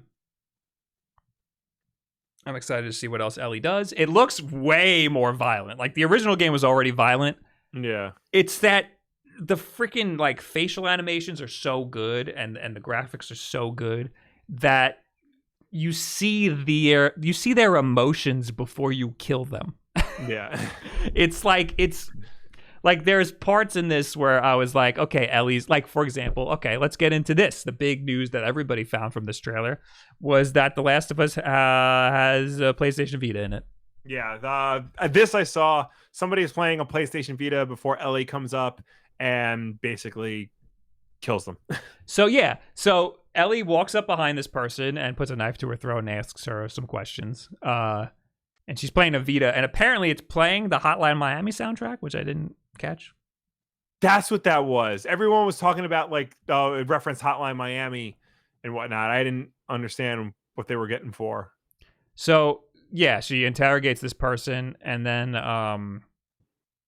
you kind of feel for this person. You kind of feel like, okay, she doesn't want any trouble. But then she reaches for a knife or something, and Ellie just stabs her in the throat, and she bleeds out. And Ellie goes, Ellie's kind of like, I didn't want to do that. It's like she acts like she really didn't want to just stab this person in the throat. Like she was really going to let her go. Yeah.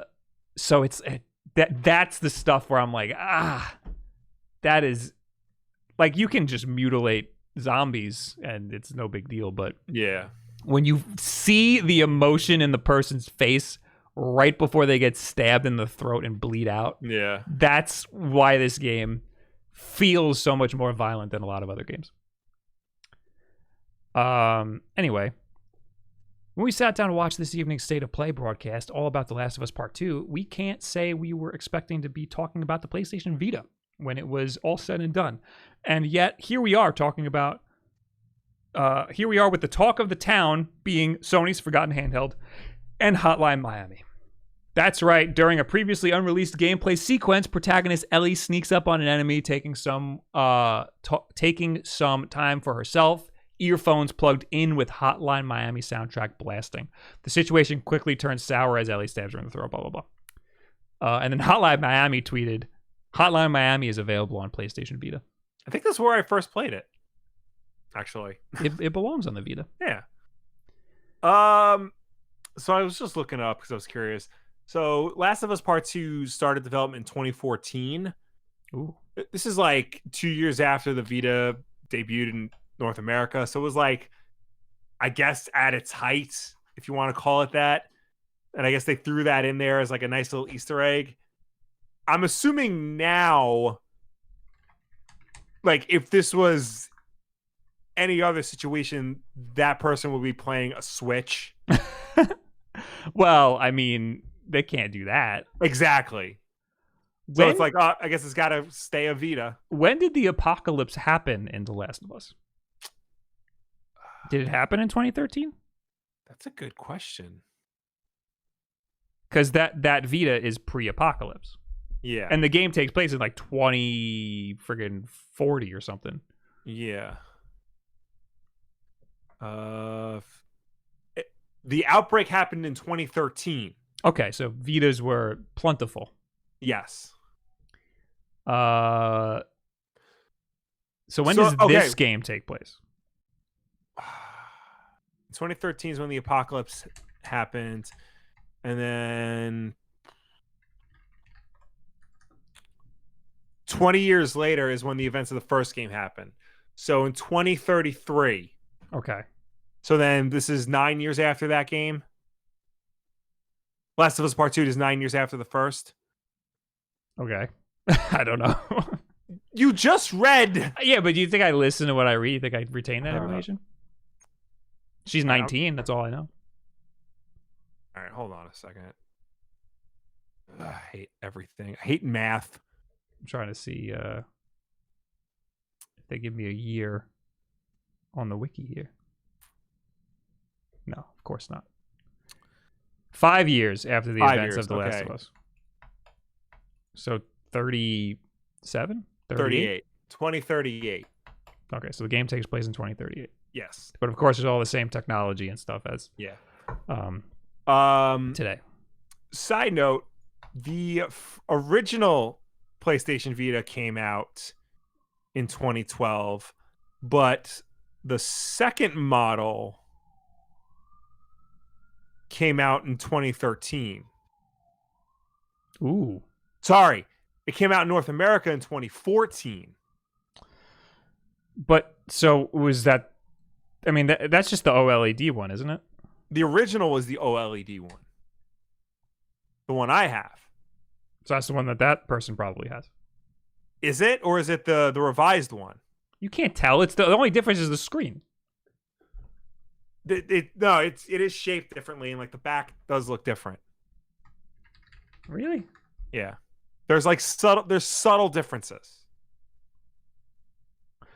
Well, you're gonna have to grab your Vita, Will, and you're gonna have to match it up with the back of what they got going on there. It better be the original. We're gonna have some continuity errors otherwise. Yeah. Or else that's a really expensive Vita because it would have had been imported from Japan during the apocalypse. I'll have to get back to you on that. Anyway, I'm excited for The Last of Us. It looks really good. I was too, but if they get the Vita wrong, then it's a 0 out of 10 garbage game. Don't buy it. Don't give Naughty Dog your money. They're losers. Evan Wilson with $5. You guys deserve more money. Thanks. Heart. Thank you. Will, did you end up getting a tea maker machine? How do you like it? I love mine. By the way, did Will beat Breath of the Wild yet? So I didn't. Were you talking about getting a tea maker? Why is he asking about that? I don't remember talking about it on the show. I might have talked about getting you one during a live stream. Yes. I didn't get one, but Bob got me one for my birthday, It is a very nice Breville tea maker. I actually have the instructions right here for Tea it. infuser. Tea infuser. Excuse you. Do you actually use it like that, or do you just boil it and then just pour it in? Okay, so 9 times out of 10, I do just boil the water and pour it over. But for Wulff Den Live, I like to use my special Mariah Carey tea. Oh yes, that's another infuser. So I got you that for Christmas. Yes, as a joke because it was cheap and I thought it was really funny. It was, but apparently you actually like it. It was shockingly good. Okay. And so Mariah Carey doesn't like have her own tea but that company that makes that specific tea, Verdam, I believe their name is, has a lot of similar tasting teas. So I just buy those and I refer to them as the Mariah Carey tea. Oh, so it opened you up to the world of this company. Yes. So you got introduced to this company through Mariah Carey. Through Long Island's own Mariah Carey, yes. Anyway, did you beat Breath of the Wild? I guess not, right? No, nobody beats Breath of the Wild. Breath of the Wild beats impossible. Yeah. Dark Type with $5. Are any of you guys playing Bug Fables? I'm super excited to play it. This is going to be the first game that I pre-ordered digitally on the Switch. I don't even know what you're talking about. Yeah, I never heard of that game. It sounds like a parody of the Fables games. I'm surprised they called it Fables because I know this game. The reason why it's called The Wolf Among Us instead of Fables is because of Fables on Xbox. Yeah, they're litigious. Yeah, aren't they? Well, they're not as litigious as Bethesda. I'm thinking of Bethesda. Yeah. Trying to copyright Scrolls. Yeah. This is the Paper Mario-esque bugs game. It's like Paper Mario, but it has bugs. Yeah. Here's the thing about this. Paper Mario is just an RPG. And it has Mario in it, and Mario's made out of paper. Yeah. That's it. So, this is just a bug game that's an RPG, and the bugs look like they're made out of paper. And that makes it look like it's like a Paper Mario thing. One of those Nintendo Life articles we were reading before had on the side, like, Sega fans are making a Paper Sonic game. That's the tweet of the week, Will. Oh. Spoiler alert. I'm sure it has other mechanics that make it more Paper Mario-esque, but yeah, to me, it just seems like it's like they could have just made it their own game. They don't have to make it like Paper Mario, but the reason why people are excited is because it looks like Paper Mario. Yeah. Anyway, hey, here's another story. There's a fake Nintendo Switch okay, so this company, Powkitty, they make a lot of these little emulation devices that I like to talk about. Yeah. You know, they made the knockoff Switch Lite that I made a video on. Right. Now they're making a knockoff regular old Switch. It looks like a regular old Switch. They're not even trying to hide it. Yeah, the video that they have, Powkitty X2, in parentheses, Nintendo Switch lookalike. I'll also note that the video is in 4:3 in 480p. Wow. So it's $80, and it's gonna be a Linux-based emulator machine. Okay. 7-inch screen, so it's gonna be pretty much as big as a Nintendo Switch. Yeah, doesn't the Switch have a 7-inch screen? Yes. $80. It's not bad. Yeah. Apparently, you can use Bluetooth controllers, and it has an HDMI out. Okay. Now, I'll note that so does my favorite emulation console. The RG350M also has an HDMI out. Right. That does not work. Apparently, there's a firmware update that can get it to work, but I haven't tried it yet. Mm-hmm. So out of the box, the HDMI port does not work. So it's possible this thing will have an HDMI port that does not work. It might be Android-based, because what I just saw did not look like the normal UI that these things have. ARM-based handheld. It might be Android. Aren't they all ARM-based? I don't know. Can I see that trailer again?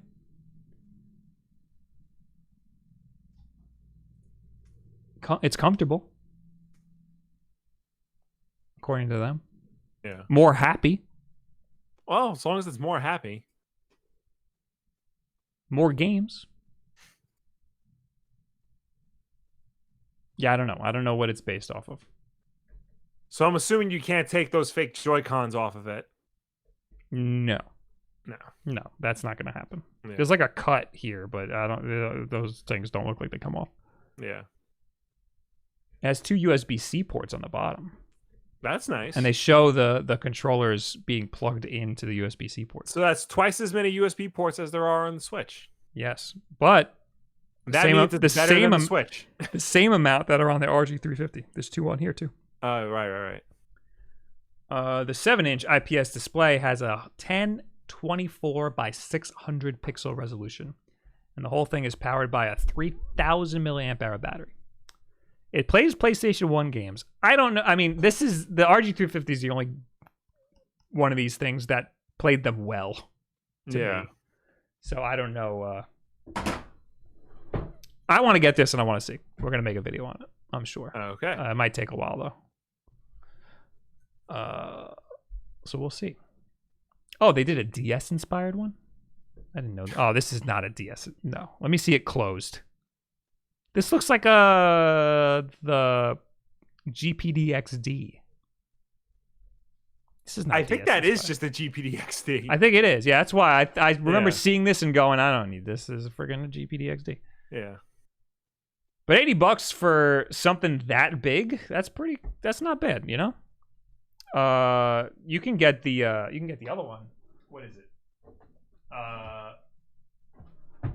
What the hell's the name of it? The one you were just showing us? No, the Pocket Go is also $80. The RG350 is $130. Yeah. But the Pocket Go is I think around $70 or $80. And it also plays PlayStation 1 games, but it doesn't play them very well. Right. But it plays everything else great. And this is smaller. But if you want something bigger, that might be a cool thing. I'm going to check it out. Note that everything, it's a little, it's not like getting a Nintendo Switch where everything's going to work and be great and be consistent all the time. It's going to be a little weird. The UI is going to be a little weird. It's going to be a little weird putting games on there. But we'll see. We'll see if I can get my hands on it. The last story I have on here is Kotaku has an article saying trying to buy a Switch right now is just ridiculous. How ridiculous is it? The COVID-19 outbreak created an economy of scarcity. Overnight goods such as toilet paper, cleaning products. Okay, we don't need a whole exposition. Production of the Nintendo Switch halted with the halt of literally everything else in China. Stay-at-home orders proliferated around the world, forcing people to spend a lot more time cooped up in their homes. And what do bored people do stuck at home with nowhere to go? They bake bread, actually. That's true. Like, everybody's baking bread. I feel like I need to get on this. That's the article. Yeah. But they also play games, especially Animal Crossing. Customers and resellers snapped up every available console they could find. The result is a marketplace where you can no longer buy a Switch or a Switch Lite at their normal price points. And I need a Switch, according to this article writer. Having a new job comes with new responsibilities. A couple weeks ago, a Switch with a luxury entertainment purchase I could do without. Now it's a business expense. Thanks to scalpers, I'm unable to work the way I'd like to. Not to mention an ever-growing case of Animal Crossing New Horizons FOMO. What's troubling is while production on Switches hit a few coronavirus-shaped bumps, they are not in short supply. They are not in short supply. Today, I count 147 consoles available on Amazon.com alone. It's just that I'd have to spend $450 at minimum to get one, 50% higher than retail price. Yes, that is 50% higher. I had to do math in my head. Everybody knows that Nintendo Switches are hard to find right now. And yeah, I mean, I tried to buy a Coral one when that came out, and that was a friggin' nightmare. Eventually, I ended up getting one. I got it on GameStop.com. It came bundled with Smash Brothers that I had already. Now I just have another copy of Smash Brothers. So that seems to be a good option if you kind of stare at GameStop.com and try to get one of the bundles. You might have to get an additional game, but it's kind of worth it. It's better than paying the scalping prices. Yeah. I bring this up because I found this article, a Reddit post from Zenik Allfather, who says, I infiltrated a Switch buying bot Discord and snuck a Switch out right from filthy scalpers' noses. This was 7 days ago, so a whole week ago. So me and my girlfriend have been trying super hard to get a Switch for months now. I'd pretty much given up hope because of these stupid Switch buying bots running amok. I decided to give it one last chance by going to the source, the botter's Discord. I got a few tips on getting a checkout using a stock tracking website and generally extracting restock info and sales info from other Discord members. This ended up with me being able to get a Switch without the bot in about 1 day. Don't give up. Use the scalpers' resources against them. For the stock tracking site, I used look below. No programs needed. You just have to leave it open and it'll alert you with a loud tone when stock comes in. I'd much rather scalpers didn't get these Switches and we get them into the hands of all us regular consumers. So, ZooAlert.com. This is a website where you can get stock alerts on anything. So you go here, you type in Nintendo Switch. Obviously, this is not sponsored. I've never used this website before in my life. Okay. Oh, so they give you different listings. Like this is just this is a games list? Get out of here.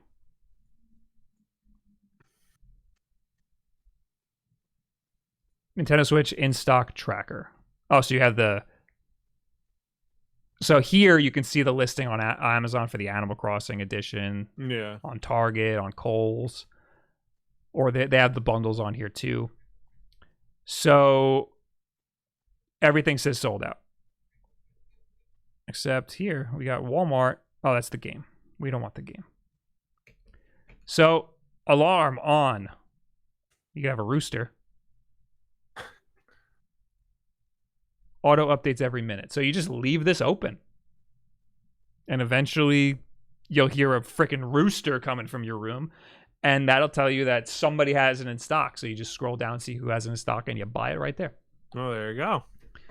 So that seems like a cool tool. Bots might snag it before this gets to update. But if you're just sitting at your computer for like 8 hours, maybe you're working or something, and you want to switch, leave that open. And let me know how it works. I personally have nothing to buy. I'm looking at the action figure stuff now. They have action figure stuff? Yeah. Like what? Right, like on the homepage, like one of the first things you see is Marvel Comics Spider-Man Retro Collection. You can share your screen, I can do that. Hold on. Make sure you don't have any. Yeah. Yeah. No porn. Share screen. Screen one. Share. There it is. All right. So yeah, because I know Hasbro is doing like a Marvel Legends retro collection of like Spider-Man figures. Basically, they're the Marvel Legends Spider-Man figures, but they're packaged as like the '90s action figures, like from the animated series. Mm-hmm. And they're coming out with Green Goblin, Gwen Stacy, Mysterio, Kingpin, Peter Parker, and Spider-Man. Okay. And they're really nice figures. And this is nice to know that they're all on pre-order, except Gwen Stacy for some reason. Let me. She's sold out. People are. Gwen Stacy one is weird because it's Gwen Stacy. It's clearly Gwen Stacy, but she comes with a Mary Jane head, so you can swap out heads and make it Mary Jane. The problem is she's clearly wearing Gwen Stacy's iconic green jacket, black shirt, and skirt. The outfit she died in. Why is Mary Jane not here?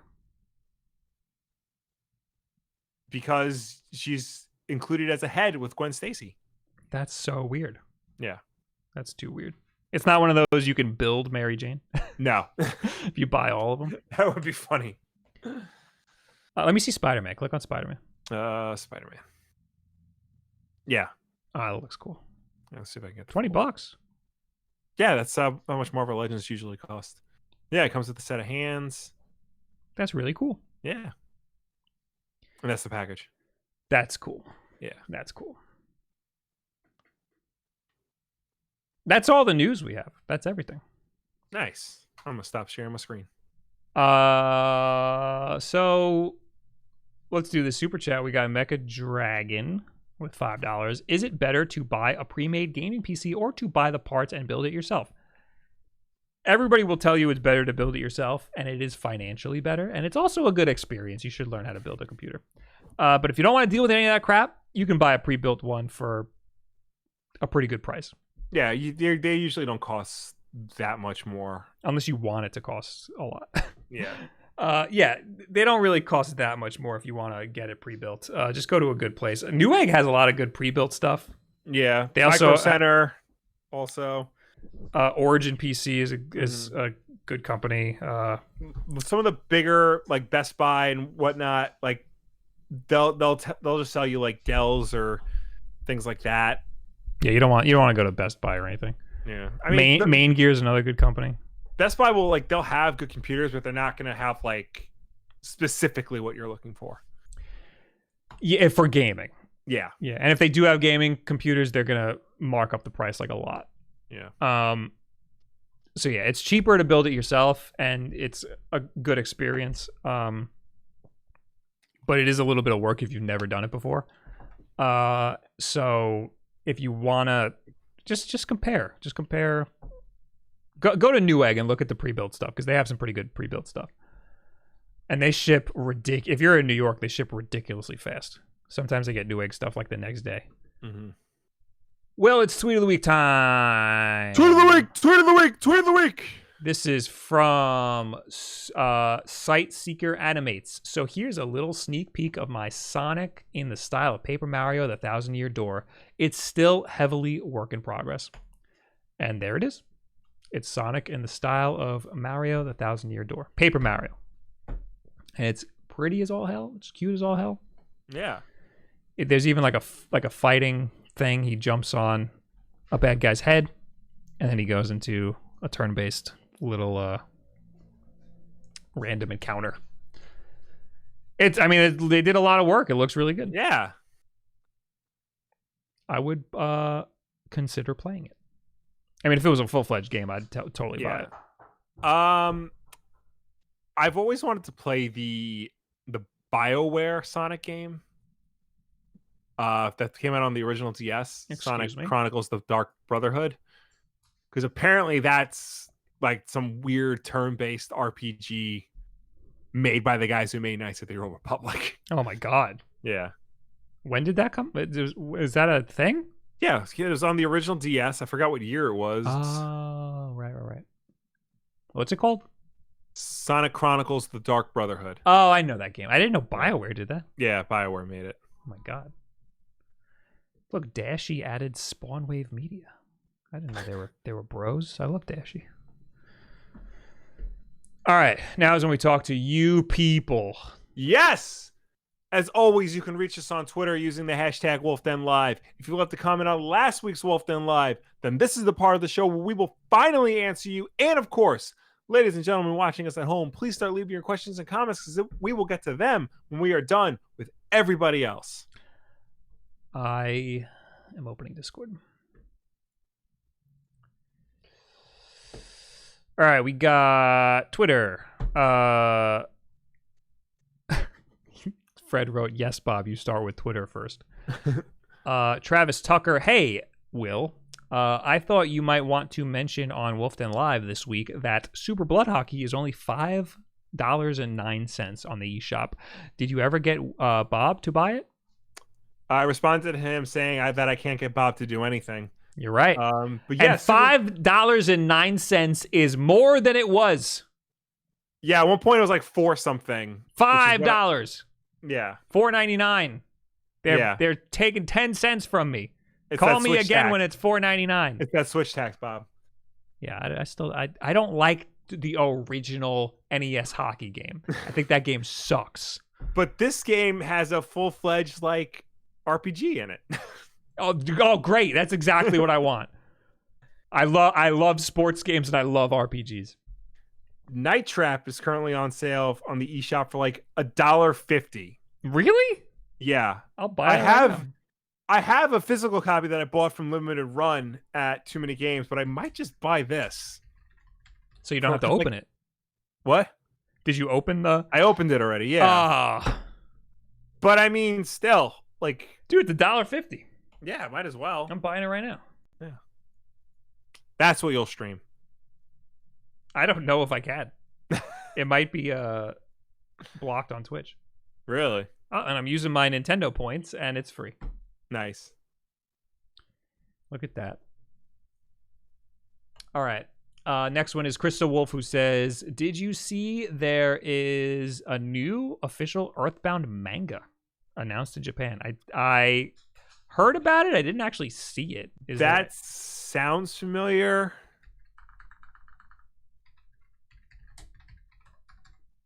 I can't type in mother manga. Earthbound Central. Oh, it's from 2008. This isn't. No, we don't want that. Oh, this is. No, there's no pictures or anything. Cool. I don't know. I don't know anything about Earthbound. That sounds familiar. Apparently, the news broke in like February. Yeah. All right. Last week on YouTube, we got Judge Mario. I wish they would continue Mario RPG instead of Paper Mario. I never enjoyed the Paper Mario series as much. The combat is too basic, and the writing isn't as clever as everybody seems to think it is. Yeah, it's got like the. I mean, it's like cheesy joke humor, you know. Yeah. I'm cool with that. Yeah, that's fine. I mean, but it's very wordy. There's a lot of dialogue in it. Everybody wants the Super Mario RPG world, to continue. Even though Paper Mario is kind of like Mario's new RPG, and Mario and Luigi is another version of like Mario being an RPG. But people really want the Super Mario RPG world to continue. They should just make a Mario and Luigi game that continues from the Paper Mario story. Yeah. I think it's Square made that, right? Square made Mario RPG. That's why there's no continuation. Sin 4 no. Kentama. A polygon is just a flat shape. Oh, here we go. Here we freaking go. A polygon is just a flat shape with many sides. Example of polygons: triangles, squares, rectangles. Okay, I don't need every friggin' example of a polygon. Poly means many, and gon means sides. I know that. I know poly means many because of the sex thing. Right. Video game models are basically a lot of polygons connected together at different angles to give them visual impressions of a three-dimensional mass.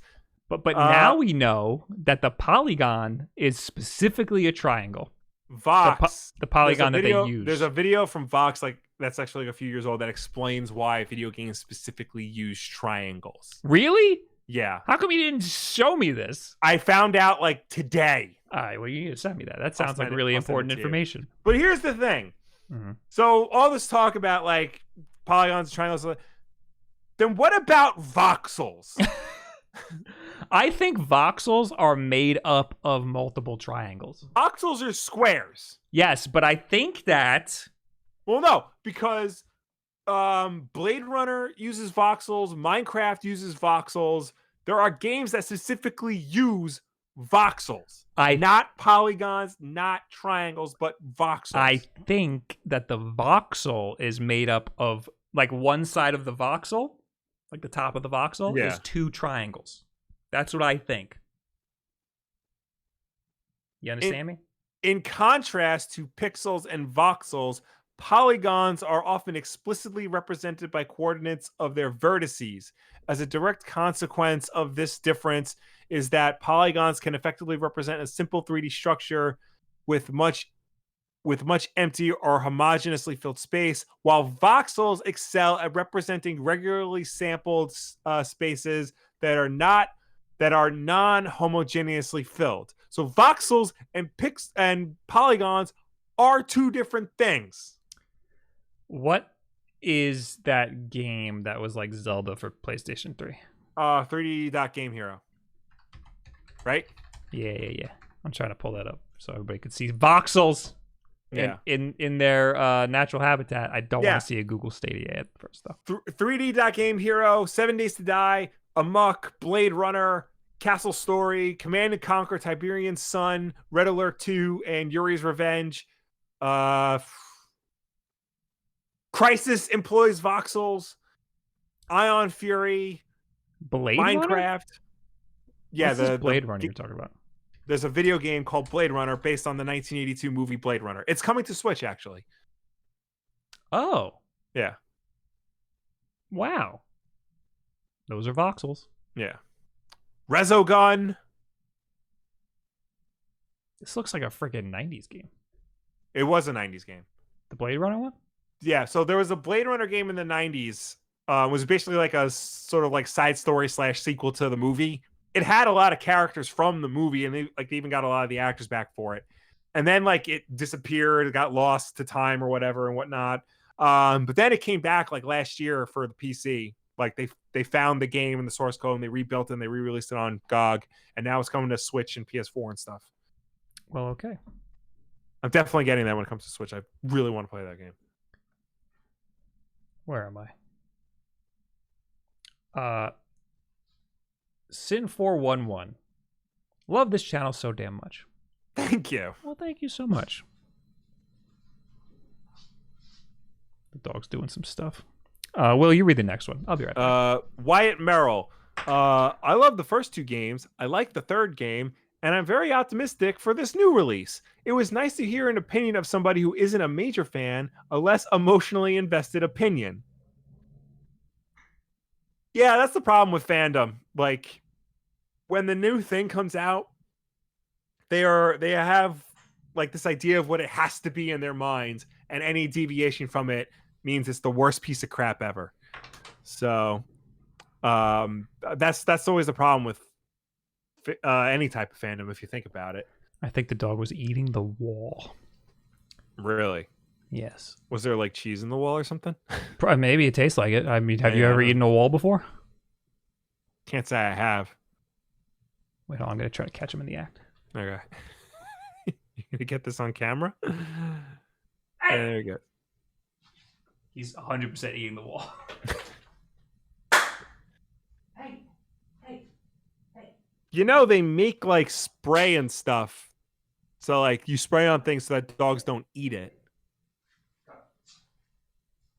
I don't think he has his headsets on. He can't hear me. I can say whatever I want. Bob is dumb. Super Blood Hockey is great. I'm going to buy that Resident Evil 4 cover art on Etsy because I am a crazy person. This is what quarantine has done to me. Try not to spend a lot of money, but then you go and buy cover art that you can just print. Oh, hey, welcome back.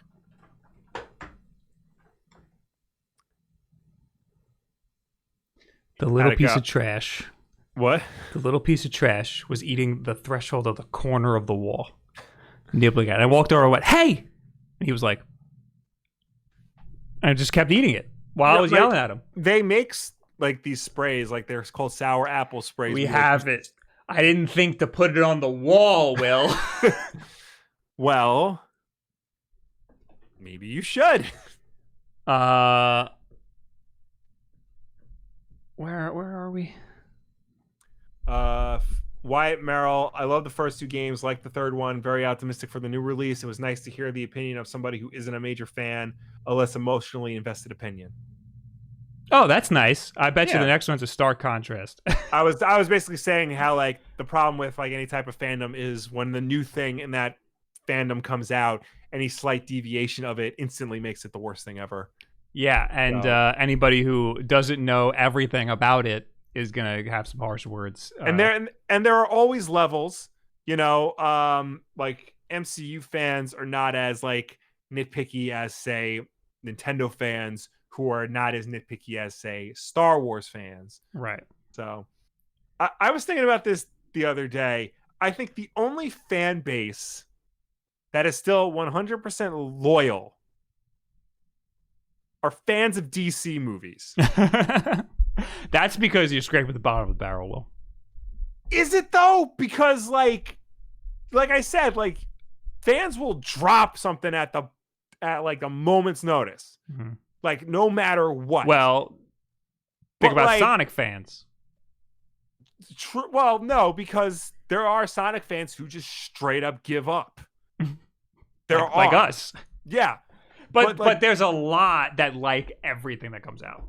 Yeah. And those are the people that I think are more similar to the DC movie people. Yes. Right.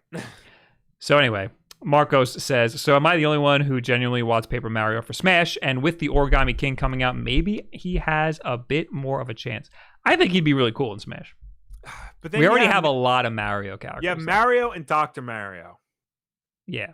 That's two different Marios already. Do you need, like, because then you open up the Pandora's box of Paper Mario, Baby Mario, Mario and Luigi Mario. So Paper Mario, I think, is different enough that he warrants his own character. I guess. People want a non-Nintendo character, though, for the next DLC. They want Doomslayer. Yeah. Mario, the Mario franchise has, I think, the most characters in Smash. Yeah. They don't count, I think, Wario as a Mario character. Probably because he's dressed in his Wario wear. Yeah. Something like that. Uh-huh.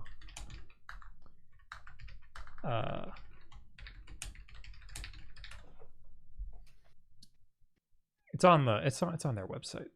Yeah. They have like they list all the characters and they put them in categories. Yeah, here it is. Super Mario, other fighters from this series. You got Mario, Luigi, Peach, Daisy, Bowser, Dr. Mario, Rosalina, Bowser Jr., and now the Piranha Plant. No Wario and no Yoshi. Interesting. Yoshi is from the Yoshi franchise? Doesn't say. Well, there is a Yoshi franchise. That's dumb. He's a friggin' Mario character, you know? Yeah. Peach has her own game, too. One. I think they just ran out of room on the site, and they were like, we're not adding another table. But yeah, having a Paper Mario would just make that a lot bigger.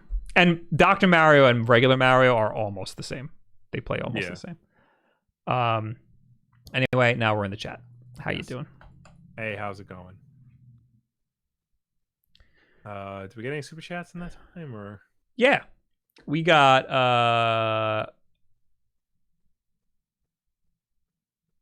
Mecha Dragon with $5. Also, Bob, in case you didn't see my tweet, what drawing tablets do you recommend for somebody who's a beginner at digital art? I did see that tweet. I thought that it would get pulled, but it didn't.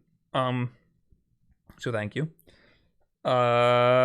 If you're a beginner, I recommend just a cheap Wacom. I think the Bamboo that's what they used to be called.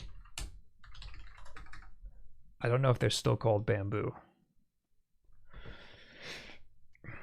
The Intuos. Oh no, I think it's called the regular Intuos now. That one's good. Get that. But you seem to want one that has a screen on it.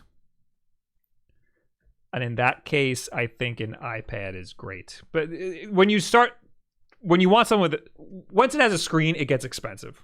Yeah. The regular Wacom Intuos or the Bamboo, or whatever you want to call it, is cheap. And it's nice to be able to learn how to look up here and draw down here. Like get used to use the mouse as like getting used to use the pen as more of like a cursor. It takes a little bit, but once you detach your brain, it works just like drawing on anything else. But if you want a screen, an iPad's a good choice. It just gets expensive. Intuos also has some great new cheaper screen tablets that you can connect to a computer. But you also need a computer for that. What are they called? I think they're still Cintiqs. Are they still Cintiqs? The Pro, the Cintiq Pro 13 and 16. I haven't used one of these yet, but these seem like the new cool thing. How much? Oh, $800. I think you might be better off still getting an iPad for that much. Because, I mean, I use Clip Studio on the iPad. You can use AstroPad to connect it to a computer and use it as a second display. You can use Apple Sidecar if you have a MacBook. Anyway, we also got Mango Head Soul with $3. Dashi donated $300 during a Spawncast that featured Scott the Woz to get Scott to buy SpongeBob SquarePants Battle for Bikini Bottom Rehydrated Phone Edition. This was a meme because the regular edition of the game is just $30. That's a lot of money to donate. For a joke. That game, I can't imagine that game being good. Because what I played at PAX was barely touched. It looked like they had a lot of work to do still. And I've never played a demo for any game that was that bad, that was that unfinished. I played a lot of demos in my time. I feel like that's definitely a game colored by nostalgia, I think. Yeah. Unless I mean, if they were to do like a ground up remake of it, that's one thing, and try to modernize it, but it doesn't look like they're doing that. They're not? Not from what I've seen of it. I think it is a remake. But it still looks like it's playing and like it originally did. And even like graphically, It's not like it feels mechanically weird. It feels mechanically like a PlayStation 2 game. Yeah. But I'm talking about like cutscenes that are just black with voiceover and like characters popping in and like T-poses and stuff. Like it was really bad. And they wouldn't let us film that stuff. That's weird that they even like brought it to be shown then if there were like T-poses and black screens. So that was the behind closed doors like demo, but it wasn't behind closed doors. There were people walking around. Anybody could see it. Yeah. There was two parts. There was one part that was completely broken, and then there was a second part that they were showing everybody that was like a second stage that you could do a bunch of stuff. Yeah. And that was much better. It still felt mechanically weird. But yeah, I've never been shown a demo that was that unfinished. It was, and they were like, and it's going to come out soon. They didn't have like a date, and then apparently it's coming out really soon. And again, I was looking at T-poses and black screens and characters blipping in and out and people getting stuck in walls. So it's a weird situation. Andrew P with $2. Thug. I was late. Thank you for the and you forgot Dainty Mira with $5. Here's my late fee. That was next on my screen. It was first on mine. I got a new little overlay here that has the top donator, and I'm proud that it's working. Oh, nice. It puts together super chats and donations, and it stacks them together. So if you do more than one, you get put up there. Anyway, now we're in the actual chat. Yes. For a minute, because we got to go, and I got to make sure the dog isn't going to eat anything else. Fred Pilarzik, dumb question. Where do I go to donate? Well, if you see in the little chat, there's a little dollar sign. You can just click that, send a super chat. It's a good, easy way to do it. There's also, I think, a link in the description that has a donation, but you don't have to do any of this. Yeah. Because by the time you figure it out, we'll probably be offline. Yeah. But you can hit the subscribe button, drop a follow on all the social medias. That helps too. Yeah. AJ says Bob was visibly upset playing that demo. It was hilarious. I wanted to leave. I was actually thinking of like being like, oh, I got another appointment. I gotta go. Wow. I think I did. I think it took me a long time, but I was finally like, I gotta get out of here. Because I didn't even care about the game, but the fact that it was that broken, I was like, I have nothing good to say. I don't want to be in this situation. And the guy was weird. And he was like, you can film this. No, don't film this. Film this, but then don't film this. Because he saw that the game was breaking in front of him. That's weird.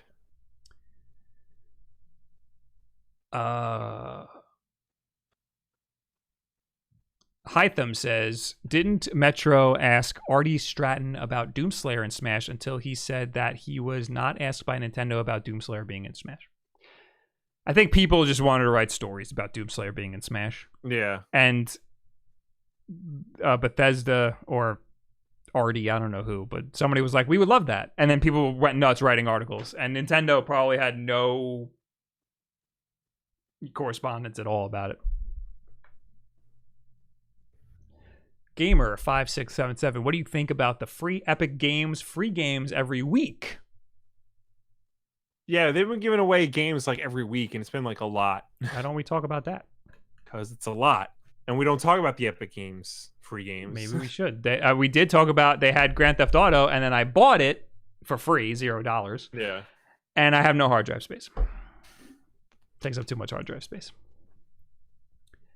Fred Pilarski. I figured out how to donate. With $5, thank you for entertaining me while I'm in quarantine waiting to hear my COVID results. Oh, God. Oh, God. Good. Well, Godspeed, right. good sir. Godspeed. Marco says, you guys can't crap on Battle for Bikini Bottom. Late 90s kids are going to cancel you. Let them come. Yeah. Those whippersnappers. Sarah Anderson, any tips for a new Breath of the Wild player? First Zelda game since the N64. Will's got some. Because he's in that boat. I mean, just play it. It's very welcoming. The thing is, that's one of the rare open world games where, like, if you go at your own pace, like, you're not penalized for it, and there's always something for you to do. Like, and everything just feels rewarding. Like, whether it's like going after Divine Beast or trying to find, a new t-shirt to wear because it'll help you climb faster. So don't sweat the small stuff. Just take your time, go at your own pace. Don't worry about going from A to B to C to D. Sweat the small stuff. Don't worry about the big stuff. Every little thing you do in that game will help the greater goal at the end. And that's why that game takes so freaking long to beat. Yeah.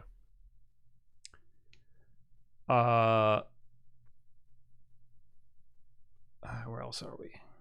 Mr. Brock Rock, Will, thoughts on the new Stargirl series on DC Universe? Haven't watched it yet, but a friend of mine who has said it's cute. That's it. That's all I got on it. I really don't want to watch it. Not that I have anything against it. It's just my wife and I started to make a list of like things to watch during quarantine, and it got way too big, way too fast. Skyhawk says, would you guys consider going to Japan when all this is over? I am 100% going back to Japan. I wanted to go this year, but that's not going to happen. Yeah. I don't know when I'll go, but I definitely want to go back. It was great. And there's a lot more stuff I want to do when I'm there. Evan Wilson says, all New York walls are made of old pizza cheese. Funny you say that. I have pasta sauce and cheese all over the frickin' apartment because of that pizza ad we did. Still? I mean, the dog, that's probably why the dog licks everything. True. Because there's frickin', he smells all the everything. All right. I'm going to read one more. All right. Hannah Riot. Are there any ideas for people who sent their Nintendos out to be fixed and the gamers and the games I downloaded were wiped out of the memory? Ouch. Yikes. Oh no, you just re-download them. Yeah. You just re-download them off the eShop. Yeah. Hopefully your save files are still stored on the Switch hard drive itself. That would be nice, but it sounds like they just gave that person a new Switch. A lot of people are complaining that the repair centers are not operational right now because of the pandemic. Yeah. So if you have Joy-Con drift, it takes a long time for them to fix your Joy-Con drift. Yeah. A friend of mine has drift right now, and he has to play in docked mode with an external controller. It's unfortunate, but there's very cheap controllers that you can play every game with. So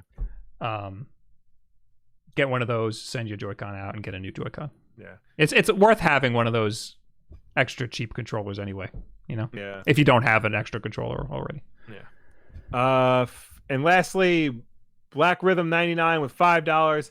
Smash tips, please. Trying to beat my friends and beat Elite Smash. I'm stuck at 130,000-ish. Ouch. Watch a lot of videos on the characters you play. Most importantly, you just have to play a lot.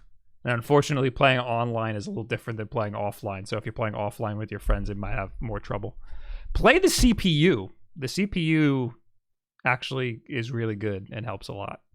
I'm not an Elite Smash. I actually played a little bit the other day, and I was doing pretty damn good, though. I got my GPU. I got my GSP up pretty high, but I'm still not an Elite Smash. You just need to play a lot. That's the bottom line. And maybe watch some YouTube videos on the characters that you play so you can get some ideas of how other people use those characters. But yeah, nothing beats just good old quality time in the game. Anyway, thank you all for hanging out. Thank you for tuning in. Thank you for watching us. Thank you for chatting with us. As always, Wulff Den Live is every single Wednesday night at 8 p.m. Eastern right here on youtube.com/WolffDen. If you can't make the show for any reason at all, we always put it up as an archive version on Thursday for you to watch on demand whenever you want. If you prefer to listen to us rather than watch us, then you can do that as well, because we're also an audio podcast on Apple Podcasts, SoundCloud, Spotify, Google Play, and Stitcher. And if you listen to us on any of those platforms, please be sure to subscribe, rate, and review us, because that helps us with placement on those respective stores. Water break. Also, if you want to watch just a little bit of Wulff Den Live, or maybe you want to send a specific clip over to your buddies, then subscribe to Wulff Den Clips, where our good friend Eric Henley takes this week's episode and cuts it down to bite-sized chunks for your viewing pleasure. I'll also add, if you go to our main channel page, we have featured channels. We got clips, of course. We got Wulff Den VODs, which is my Twitch streams put on YouTube. They're very long. They're like 3 hours each. So hunker down if you want some extra content. And the Bob Wulff channel, I'm going to have my next COVID vlog up in the next week or so. It's been very hard to edit. Life's a toilet. But people have been asking for it. I'm going to have another one. This one's called The Beginning of COVID-19. The next one's called The Beginning of COVID-19 in New York City. The next one's called The Peak of COVID-19 in New York City. And also, go to twitch.tv/WolffDen, click the follow button, the little heart, and turn on notifications so you know when I'm live. Probably going to do some Animal Crossing tomorrow. I got a whole bunch of turnips I need to offload. So if you got good turnip prices, let me know. Anyway, thanks for hanging out. I'm going to make sure the dog's not eating the wall again. See y'all later. Goodbye. Bye.